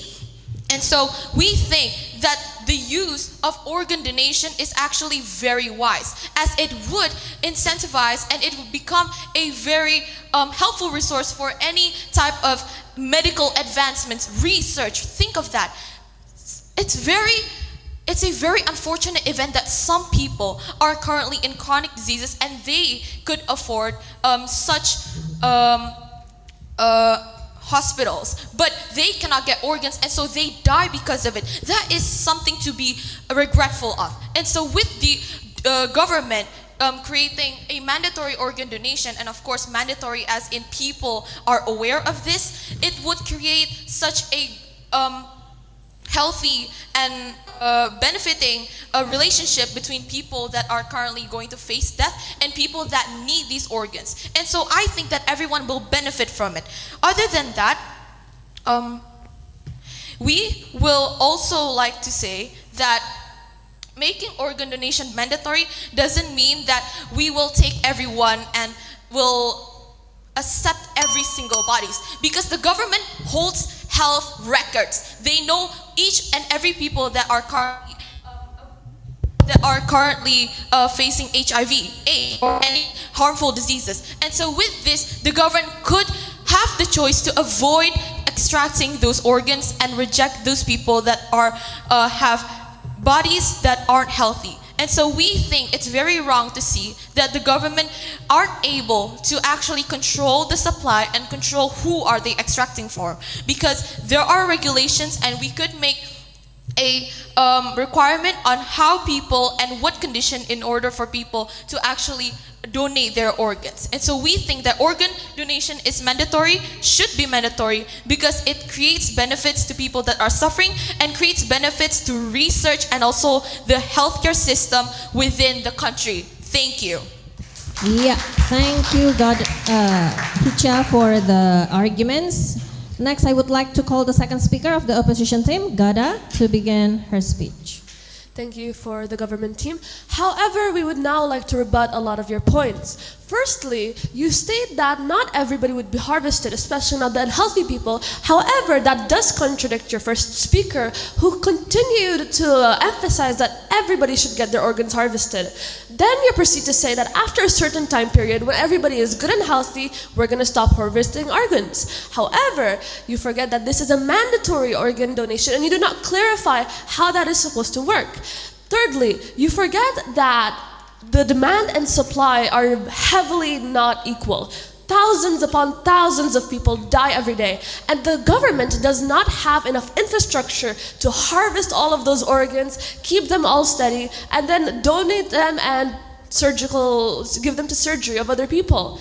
There is not enough people in need of organs to require all of these organ donors. Third of all, if you put incentives for people to get their organs harvested, that's not going to limit the organ trafficking market. That's going to make it worse, because now people will commit identity fraud, human trafficking, and have these people killed so they can harvest the incentives given for their dead bodies. And how will that be prevented when, again, you have to monitor thousands upon thousands of people every day, especially when a lot of communities do not have good healthcare infrastructure in the first place? Now, we would like to give you some very important points, given the fact that culture and tradition are in fact a very important aspect to pay attention, especially when you're the government. If a lot of people do not want to get their organs harvested because they have religious beliefs, cultural beliefs, or they simply want their own autonomy, then they're going to distrust the hospitals that they're supposed to visit. Instead of visiting hospitals, they're going to tell their friends, hey, but you know, if you die there, they're going to take your body and then they're going to harvest it. Like, just don't go there. It's not that trustable. That's going to cause a lot of issues with people who do not want to get their organs harvested.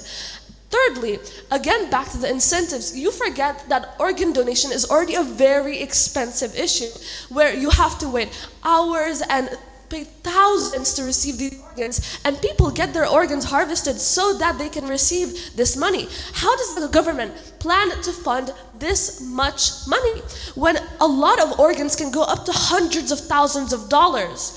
How do you plan to pay all these people for what they were already earning for some voluntary organ harvesting? And that is why, again, we want to emphasize that this will cause a lot of issues with not only the black market, but also the current civilians. If you ignore the fact that, first of all, we lack infrastructure. Second of all, people don't want their autonomy violated. A lot of them have religious rights where they have to keep their body intact, where they have to keep it preserved for the afterlife. Some religions don't even accept the transfer of blood, like the Mormons. And that is why, if you want to make organ donation mandatory, it is not effective, okay? There are a lot of people who do not require this many organs. There are a lot of people who don't want their organs taken and will distress the hospitals. There's a lot of issues with monitoring these thousands of people. And there's the issue that we already lack the infrastructure to monitor all these people. So that is why this House firmly believes that making organ donation mandatory when it is already a relatively strict and expensive practice is heavily not effective, especially when you disregards the feelings and the traditions of your society, which you should be protecting. Thank you. Yeah, thank you, Gada, for your arguments. Next, I would like to call the third speaker of the government team, Samuel, to begin his speech. Okay, hello judges, hello audience, and hello opponents and my fellow debaters. My name is Samuel as the third speaker of this house, and I will begin my speech in 3, 2, 1. So first of all, to answer your rebuttal, let's go back again to what the first and the second speaker has said. We have to summarize it first. So we have actually said that the phenomenon will actually be, we already did some prior socialization to the people. So basically, they already know that this is going to happen from a young age because there's already socialization. And the second one is that the government already give incentives to these people. So that means there is a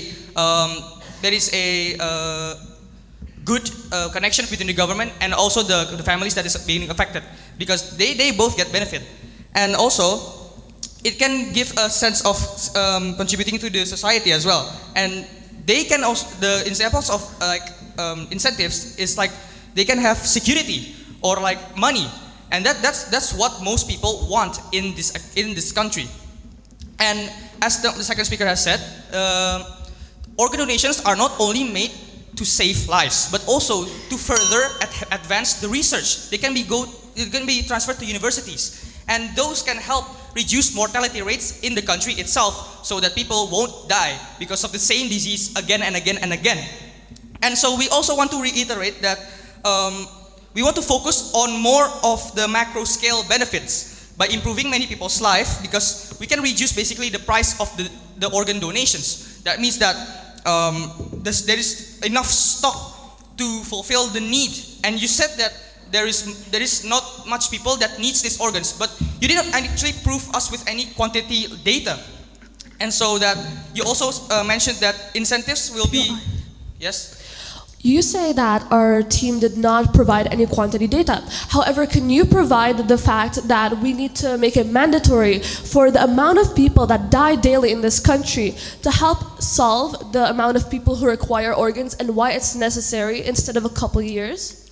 Yes, so basically the most common donation that people need every day is as simple as blood transfusion. Blood transfusion is actually an important part of the health industry because actually, organ donors, we are actually lacking in organ donors in this country because of how many diseases that we are able to relate to the deficiency of blood in this country.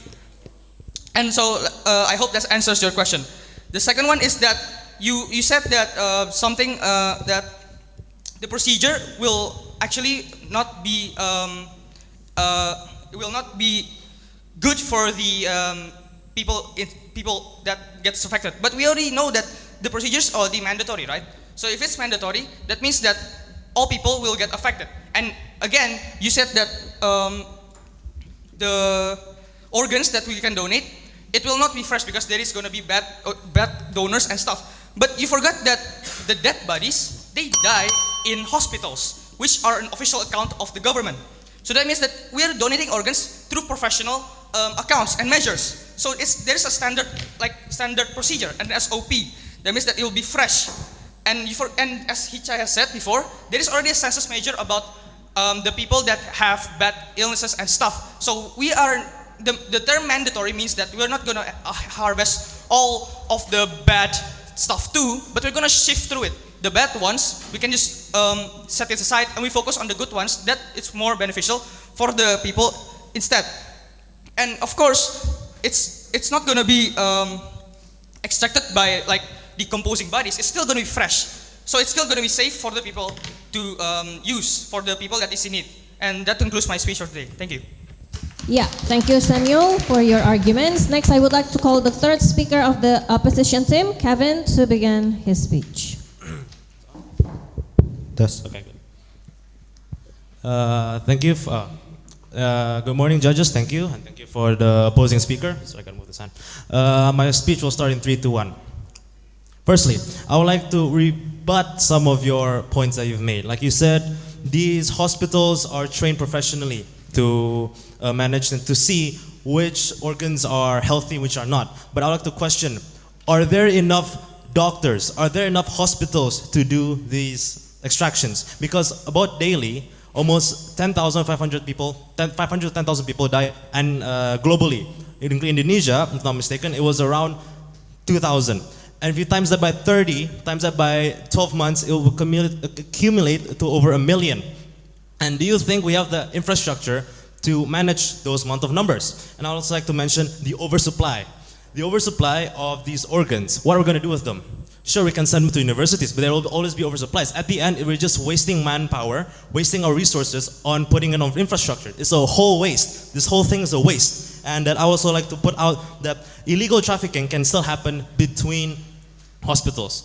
And that I also like to mention that incentives paid to the families will be insufficient. The government doesn't have enough money. Example, I pay $1,000 each body, and there's 1 million people who died. Do you think the government will spend like tens of millions of dollars on the families, and like they need to print more money? Then the government doesn't even have enough money. Right now we are in trillions of debt, and many countries are also in terms of debt. Do you think they have enough incentives, enough money to pay for these families? And if the issue of donation is the country's health, how will making it mandatory solve it?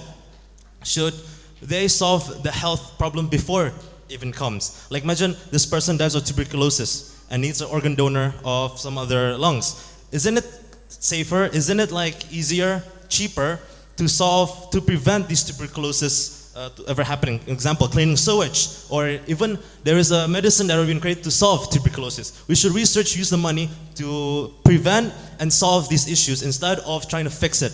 We should try to prevent and try to solve it by medicine and not by mandatory organ donation.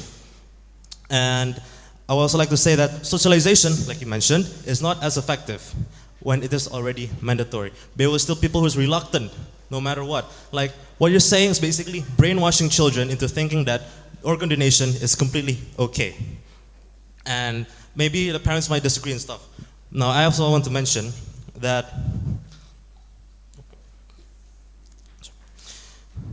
not all people share the sense of contributing to society. People have the right to refuse. People have the right. If you're saying all people need to donate, you're basically talking of a totalitarian dictatorship, which means these people have no choice and have to abide by the rules. And we can know that that is very frowned upon. And we also want to mention that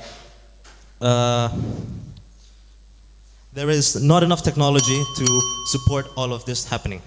And thank you. That will be the end of my speech. Yeah, thank you, Kevin, for your arguments. Next, I would like to call the reply speaker of the opposition team. Will it be Shakira or Gada? Gada. Okay, please do. Thank you for the opposing team, for the government team. However, we would again like to reiterate, you failed to prove how we can provide proper incentives given the already existing market of organ donation. Second of all, how will the supply and demand justify making all organ donation mandatory? Third of all, how will your own sense of beliefs of they're going to contribute, they're going to be happy that they're saving other people, correlate to people whose literal beliefs of heaven and hell depend on whether their body is sacred or not?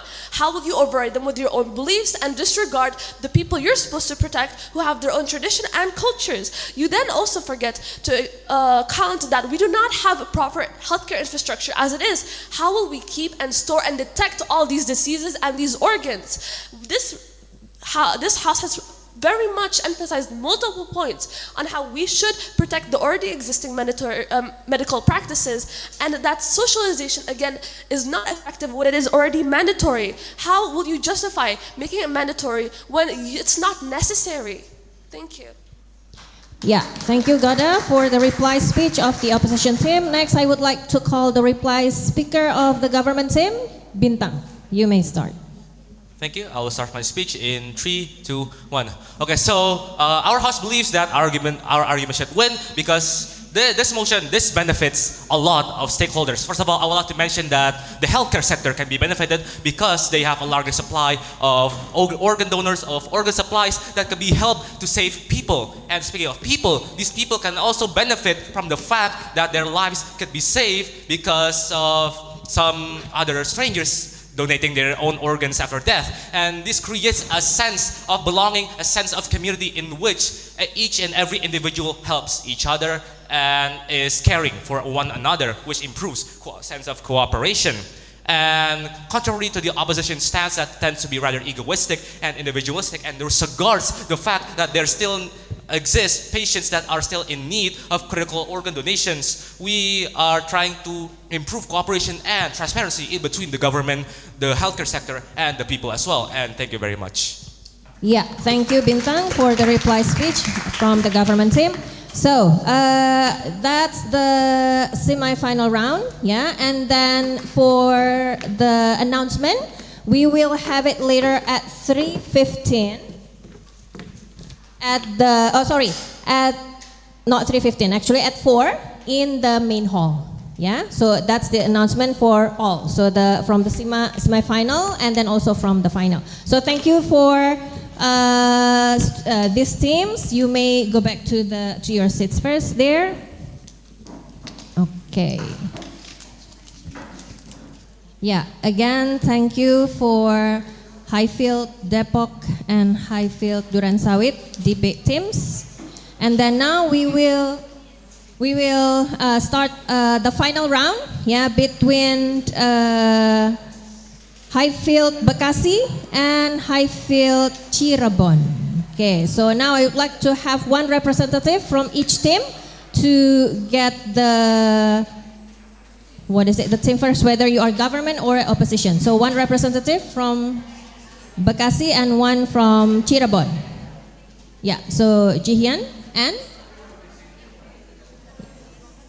Carlista. Okay. Okay, heads or tails? Heads, tails, yeah. Okay, we can do the raffle now. Okay, heads. So government or opposition? Government. Okay, so government team, please come forward to your desk, and then opposition team, please come forward to your desk. So first speaker here, second, and then third speaker.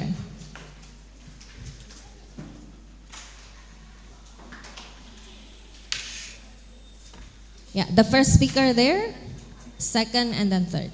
Yes.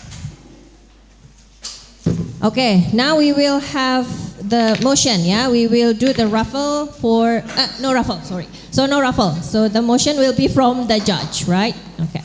Test, okay. So for the final round, we will do same treatment as the semi-final round, which is we are going to show you the impromptu motion. So the motion for final round is this house will abolish the death penalty worldwide. Yeah. Is there any question from both sides? Government, all good? Opposition, all good? Okay. Yeah, thank you, Judge. Okay, so again, the motion for the final round is this house would abolish the death penalty worldwide. You have 5 minutes for concept building, and then so both teams, you can just stay here for the concept building. 5 minutes starting from now.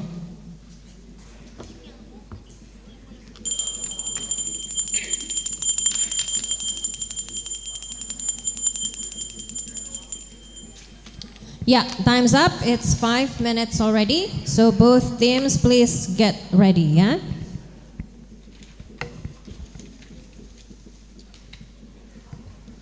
We wait for one judge. Okay. Yeah, okay. I think all is ready. The participants, get ready. Judges as well. We will start from the government team. Yeah, I would like to call the first speaker of the government team, Angelina, to begin her speech. I'll start my speech in 3, 2, 1. So good morning, ladies and gentlemen. We are from the government team. We stand that we should ban the death penalty worldwide. So can you imagine a world where the punishment is all about death penalty? With this death penalty, can you actually reduce and resolve that requires the problem? First, I'm going to start my speech by defining what is death penalty. Death penalty is the punishment that requires the action towards people, such as taking their life by shooting or hanging. But other than that, can we have other alternative instead of death penalty, like sanctions? Because we should prioritize human rights. In this debate, I'm going to open my speech with the first principle that we're going to use throughout our government team. So the principle that we're going to use is the harm principle. So what is harm principle? Harm principle is that where people, they should be free to act however they wish, unless their actions cannot cause harm to anybody else. So yes, you can try to give punishments to people. You can try to punish them from doing something that is bad, such as crime, but not until even the death penalty itself. Because in the case of crime, if there are increase in the crime rates and we do death penalty worldwide, will it increase or reduce or even resolve the crime issues that is happening in this world? That is why, because death penalty cannot resolve every issues in the world. Example, like crime. You kill people for doing crime. You punish people by doing crime. However, there are other alternatives to punish people other than doing death penalty, like sanctions or even rehabilitation when it comes to criminal justice system. So therefore, we stand by that we should ban the use of the death penalty worldwide, because the death penalty itself, we cannot ensure or we cannot guarantee that death penalty can reduce or resolve the issues, especially like crime, where you kill people by shooting or even by hanging. And back again, by our first principle, which is the harm principle, we can do anything we want to people. However, we should not cause harm to them. So we could do sanction, we could do rehabilitation, where we could educate them by not to do crime, or how to not do crime, because that way it is more efficient in how we can reduce and resolve the problem in the worldwide itself, rather than doing death penalty. Therefore, we're very proud to propose. Thank you. Yeah, thank you, Angelina, for your speech. Now I would like to invite Gian, the first speaker of the opposition team, for his speech.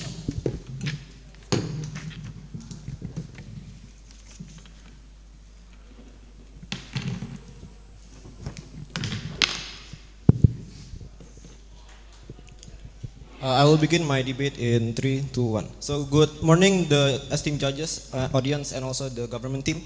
Today I will be representing the opposition team, and this house believes that abolishing the death penalty worldwide should not happen. So basically, death penalty applies to criminals, typically in the form the criminals which are terrorists, traitors, murderers, basically people who involved in crime that basically cause massive damages or massive loss of human life.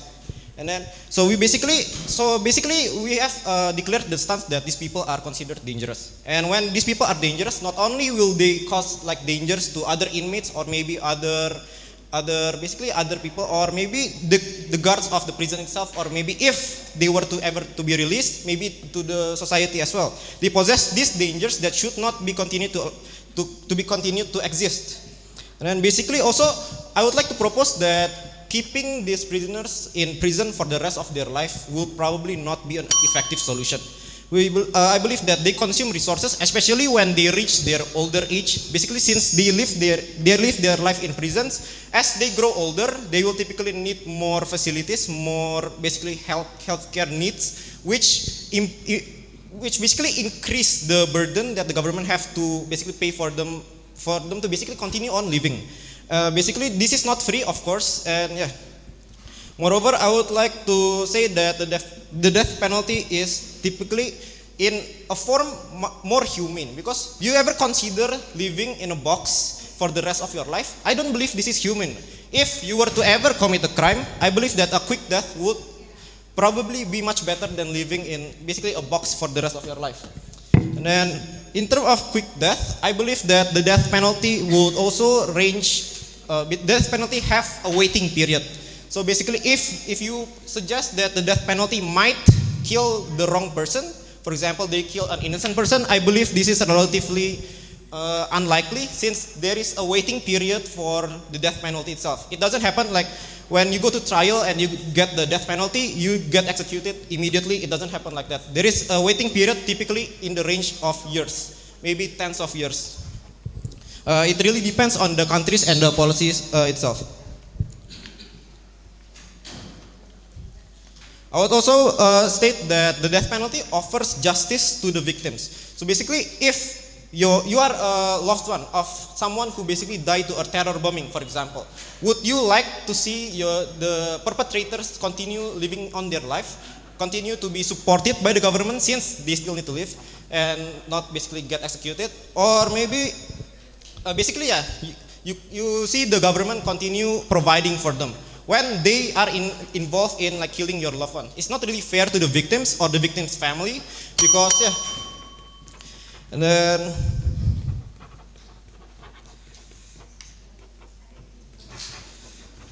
I also believe that the death penalty could also act as a deterrence. Basically, death penalty offers a sort of punishment that irreversible, which we acknowledge, but it also provided that people are less likely to commit terrorism, for example, if they know that they will get executed if they got caught in doing so. But I believe, yeah, the death penalty should really apply, especially for terrorism, because most of terrorism also already have like this mindset that they should basically commit suicide. I'm sorry in that quote, but basically they think that they should die to achieve this higher purpose, and basically keeping them alive basically serves no purpose. If they were to go out, they would probably do the same and commit suicide again, and maybe killing even more people in the process. So it basically will repeat, and therefore I believe the death penalty should stay in the system. Thank you. Yeah, thank you, Jian, for your arguments. Next, I would like to invite the second speaker of the government team, Carlista, to begin your speech. Okay, good morning, everyone. I'm the second speaker from the government team. I'll start my speech in 3, 2, 1. Okay, so I think that your team does not understand the concept of this debate. Do you know what is abolish? Our team is saying by abolishing, we are banning death penalty. Why are you the one proposing that we should ban death penalty? By dangerous, example, student who do bullying to other people by punching. I'm not saying that they should be killed, they should be put in a death penalty, but you're saying everyone who does dangerous things should be killed. That's what I get from your argument before. And this actually harms our human rights. Do you not know about the violation of human rights that we have in this world? People can change. If we're talking about that, in this certain age, they're acting differently. That could also be caused by mental health. You did not consider that mental health could be the problem instead of their own. And people can change. So instead of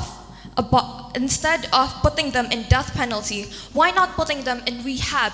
If they actually have mental health problems, they do all sorts of things. They kill, they abuse. If it is because of their mental health, why not cure them instead of killing them? We could cure them, we could... Yes, please. I would like to state that people typically don't get death penalty for minor crimes, so basically death penalty only apply to Yes, but I'm saying that some of the criminals could be acted because of their mental health. And I'm saying that instead of giving death penalty, why not cure them instead of killing them? And what if those criminals are under the pressure of mental health? It would be unfair if we put them in a death penalty because they still have the right to live. They still have the right to improve themselves. And another thing that I will be talking about is a black sheep. There are a lot of cases in this world that rich people did something wrong and because they do not want to be punished, they pay someone to cover their crimes, to get the punishment instead. What about those people who got paid by the rich ones, who have the authority, and just because they are blamed doesn't mean that they are wrong. If they are put in a black sheep position, that would be so unfair for them because they would get killed although they are not wrong, but they are paid. So I'm saying that what happens in the case of a black sheep? Because you don't know if someone is experiencing a black sheep situation. You don't know if someone is put under pressure. So in conclusion, this team, our government team, stand our position to abolish the death penalty worldwide. Thank you so much. Yeah. Thank you, Carlista, for your arguments. Next, I would like to call the second speaker of the opposition team, Laksita, to begin her speech. Hello. Honorable adjudicators and fellow government team, the motion today is that this House will abolish the death penalty worldwide. And since we're in the opposition team, this does not mean that literally every single country in the world has to do death penalty. It means that it is a choice. If they want to allow the perpetrators to go to do death penalty, then they can do it. But if they don't, then they shouldn't. That is not our point, and that is not what we will be debating today. Furthermore, I'll be going on to my rebuttal. My first speaker never that he doesn't support death penalty. And then he also never said that all dangerous people should get death penalty. That is wrong, and we will not accept that argument. Also, you guys bring up the topic of mental health. Well, yes, it is true that mental health is a pressing issue. But just because someone's mentally ill, that means they have more justification than someone that doesn't. Even being a sociopath or psychopath in itself is a mental issue. So now, do they deserve to do these crimes to people? First of all, we would also go to our next arguments. This does not mean that the people who go into rehabilitation, they'll immediately get better. Some people go to rehabilitation and they actually come out worse because they only use rehabilitation as a tool so they can always go back to doing the wrong thing because they know that nothing bad will ever happen to them. Samuel Little was a man who committed crimes such as stealing, and he went to jail for that. But he got out multiple times, and guess what he did? He killed 20 more people. Now, this is another thing that is a pressing issue in Indonesia, especially with bribing. For corruption. Harvey Moise, a man who corrupted 300 trillion rupiah. Imagine how many lives he took because of corrupting that said money. But he faced the same exact punishment as a woman who only stole wood. And is this fair?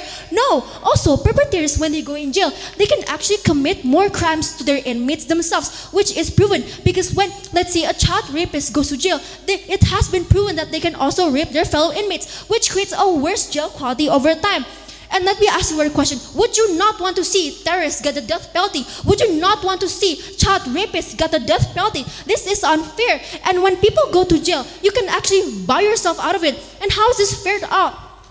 How is this fair at all? If some people don't have the money to pay themselves out of jail for, let's say, a single matter, but someone who does a completely horrible crime, then they can just pay themselves out of it. They can also actually shorten their life sentence. Even if they get a life sentence, sometimes it can be decreased to, let's say, 40 years or even 20 years, which is why we believe that it is not fair. Now, we would like to circle back to our argument that we need more arguments from them on why we should abolish death penalty worldwide, even when we're talking that not every country needs to do the same thing. Furthermore, we would like to also say that people could actually fake their mental illnesses because not everyone has a mental illness, so then they can just pretend their way out of it, especially sociopaths. They are extremely good at decepting people. Now, just because they're good at decepting people, that means that they deserve rehabilitation.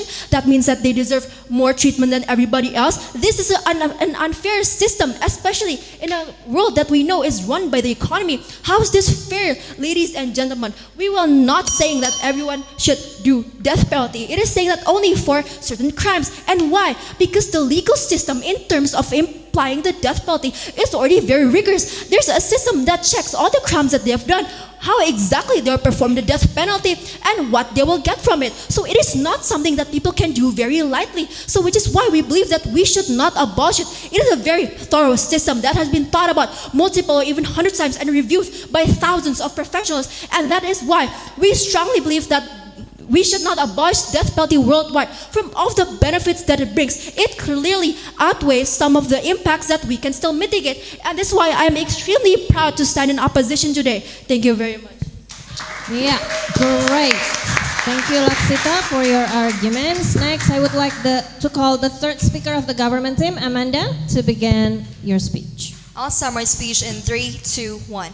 Good morning, ladies and gentlemen. I'm the third speaker of the government side, and I will be discussing and I'll be starting to rebuttal. So the first speaker stated that this abolishing should not be happening, which means that you get the context. You don't get the context between this kind of that penalty because you take it wrongly, or there's a misunderstanding between the context because you keep stating that this is dangerous. That means that you are on our side. And the second speaker keeps stating that this is not your point, or maybe not every country. However, in some situation such as rehabilitation, that this doesn't guarantee that they'll get better. So if this doesn't guarantee that they'll get better, do you think that the alternative solution is to kill them or to do death penalty? This is very unethical and it's not very logical. Why don't we find for other alternative? Why don't we find for other solution instead of doing death penalty? Because every case is not just about death penalty. Such as, for example, China, when you cannot do a death penalty to one people, they start to oppose another sanction instead of death penalty. Well, I know that not all countries do this kind of death penalty. However, the second speaker keeps stating that rehabilitation cannot solve the problem. And then you start to oppose or giving some solutions, such as by giving them death penalty. And lastly, so what's the use of government providing rehabilitation? Now, mental health issue is biological and cannot be controlled if unsupervised. So if the cases of that, the opposition team stating that some people or men who have a mental health illnesses and they start to kill people by rehabilitation, maybe the rehabilitation being provided is not quite much. Or maybe if they have this kind of disorder personally, they can be just put sanction. Go ahead. Towards the victim and their families? Rehabilitation fair towards the victim and family. If in the cases such as, for example, the black sheep, maybe in these cases we cannot directly oppose or give solution, death penalty to this family. Because first, government have their own rules and law. The thing is that if you are trying to give death penalty to the victim, this is a bit unfair, and especially to the family. So it's very unethical and not logical at all. And I would also like to state that besides giving death penalty or your main point of opposing or giving solutions such as death penalty, it doesn't really support. And I think that you guys fail to understand the motion abolishing, although every country doesn't even give some death penalty solution. However, by giving or offering a death penalty solution to those people who are not fit enough or who cannot exactly fit into the rehabilitation, this is very unethical and unlogical at all. And by giving the legal restorative justice such as harm minimization, system of criminal justice which focuses on the rehabilitation of offenders through reconciliation with victims and the community. So which means that restorative justice is that we need to harm minimization. That in some system, such as maybe not just the solution is that not just death penalty and not just about death penalty. Now about choices, the second speaker stated that choice. Now that is not just choice, it is the country regulation, choice and rule, as I have stated before about the rules, about the law and regulation. So I think the government side states that the abolishing of that penalty is needed, Although maybe some country is not able to give or offering that penalty, however, this must be used wisely because human life and human rights is indeed very, very important to every soul and human being. So every solution or every problem cannot be offered by that penalty. This must be think and rethink twice again. Imagine if these people who get black sheep or in some personal problem, maybe about the mental health, why not we focus on the rehabilitation of the rules and law of the government instead of giving that penalty to them? This might be very unethical and logical. So by this, the government side stated that abolishing the death penalty worldwide is needed. Thank you, ladies and gentlemen. Yeah, great, Amanda. Now I would like to call the third speaker of the opposition team, Christopher, to begin your speech.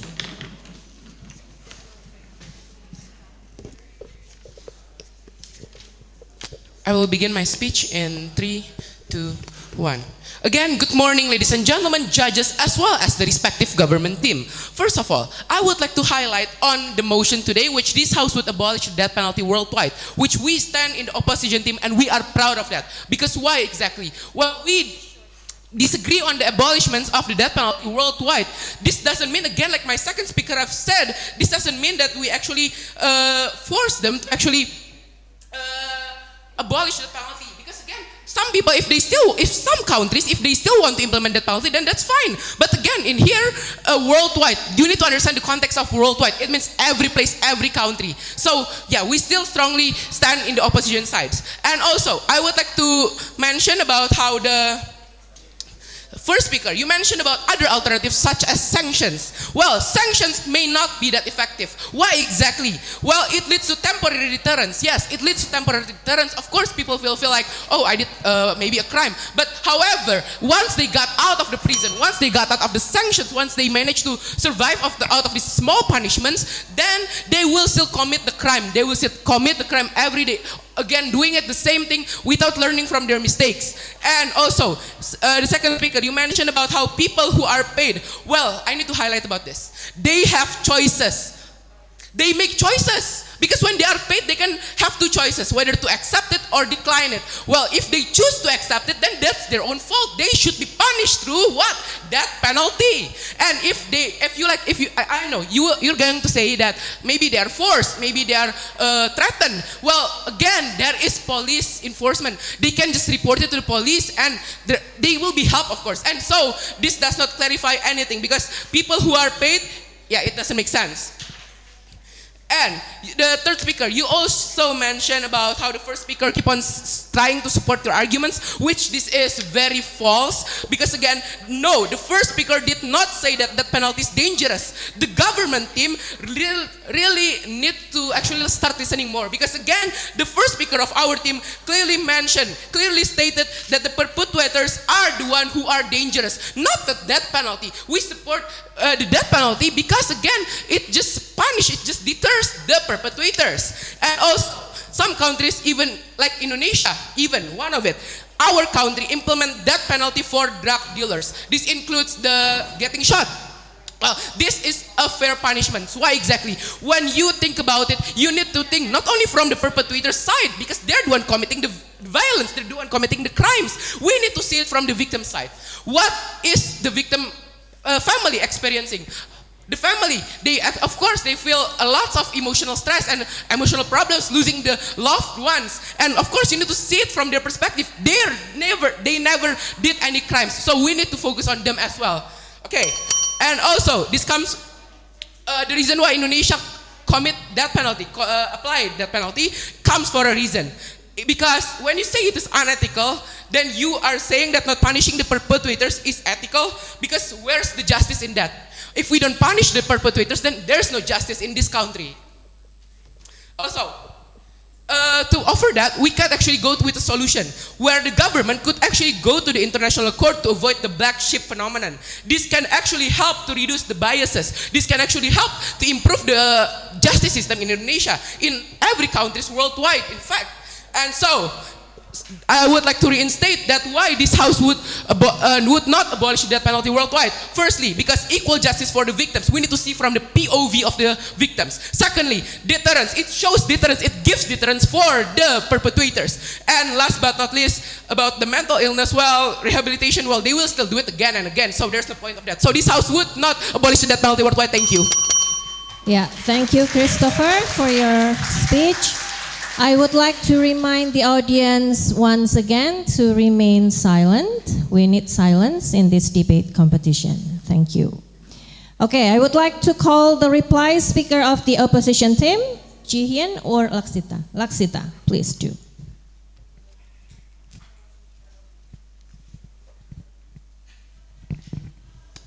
Hello. Ladies and gentlemen, throughout this entire debate, we have made one thing clear, and it is that humans should play a role in balancing the legal system. We should try our best to completely eliminate the perpetrators in our society, because really, do we want to keep living with child rapists and mass murderers? Furthermore, the other team failed to provide any other solutions besides rehabilitation, which has proven to be ineffective because people would just do the same things over again. And our solution of confiding with the International Court of Justice, which is under an international body, this ensures that death penalty is only done when it is completely needed. And also, we would like to oppose just from one thing. Is killing hundreds of people not a violation of human rights in itself? So they are violating the human rights. So what does it mean that if we keep letting them live in our society with us? And that is why I am completely proud to oppose. And this house should not abolish death penalty worldwide, as it brings us justice and peace. Thank you very much. Yeah, thank you, Laksita, for your reply speech. And the next, the reply speaker of the government team, will it be Angelina or Carlista? Angelina. Okay, please do.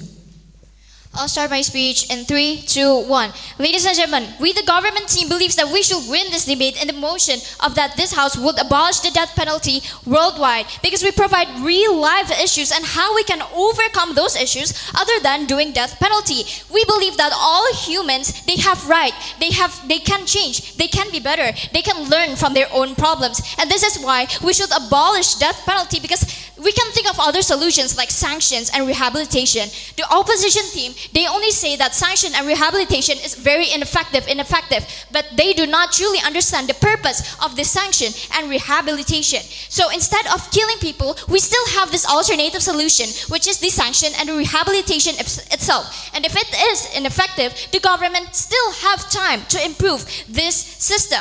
Humans, they are rational people. So you're killing them, you will harm the society. So therefore, we strongly believe that we should win, because we are listening to this debate where everybody can change, and we should change their minds instead of killing the people itself. Therefore, proud to propose. Thank you. Yeah, thank you, Angelina, for your reply speech. Okay, so I think that's all the final round of this debate competition. And then, as I mentioned before, for the announcement of the first, second, and third winners, it will be later at 4 o'clock in the main hall. Yeah, so thank you for the participants, the debaters, thank you judges, and then thank you audience. See you next year.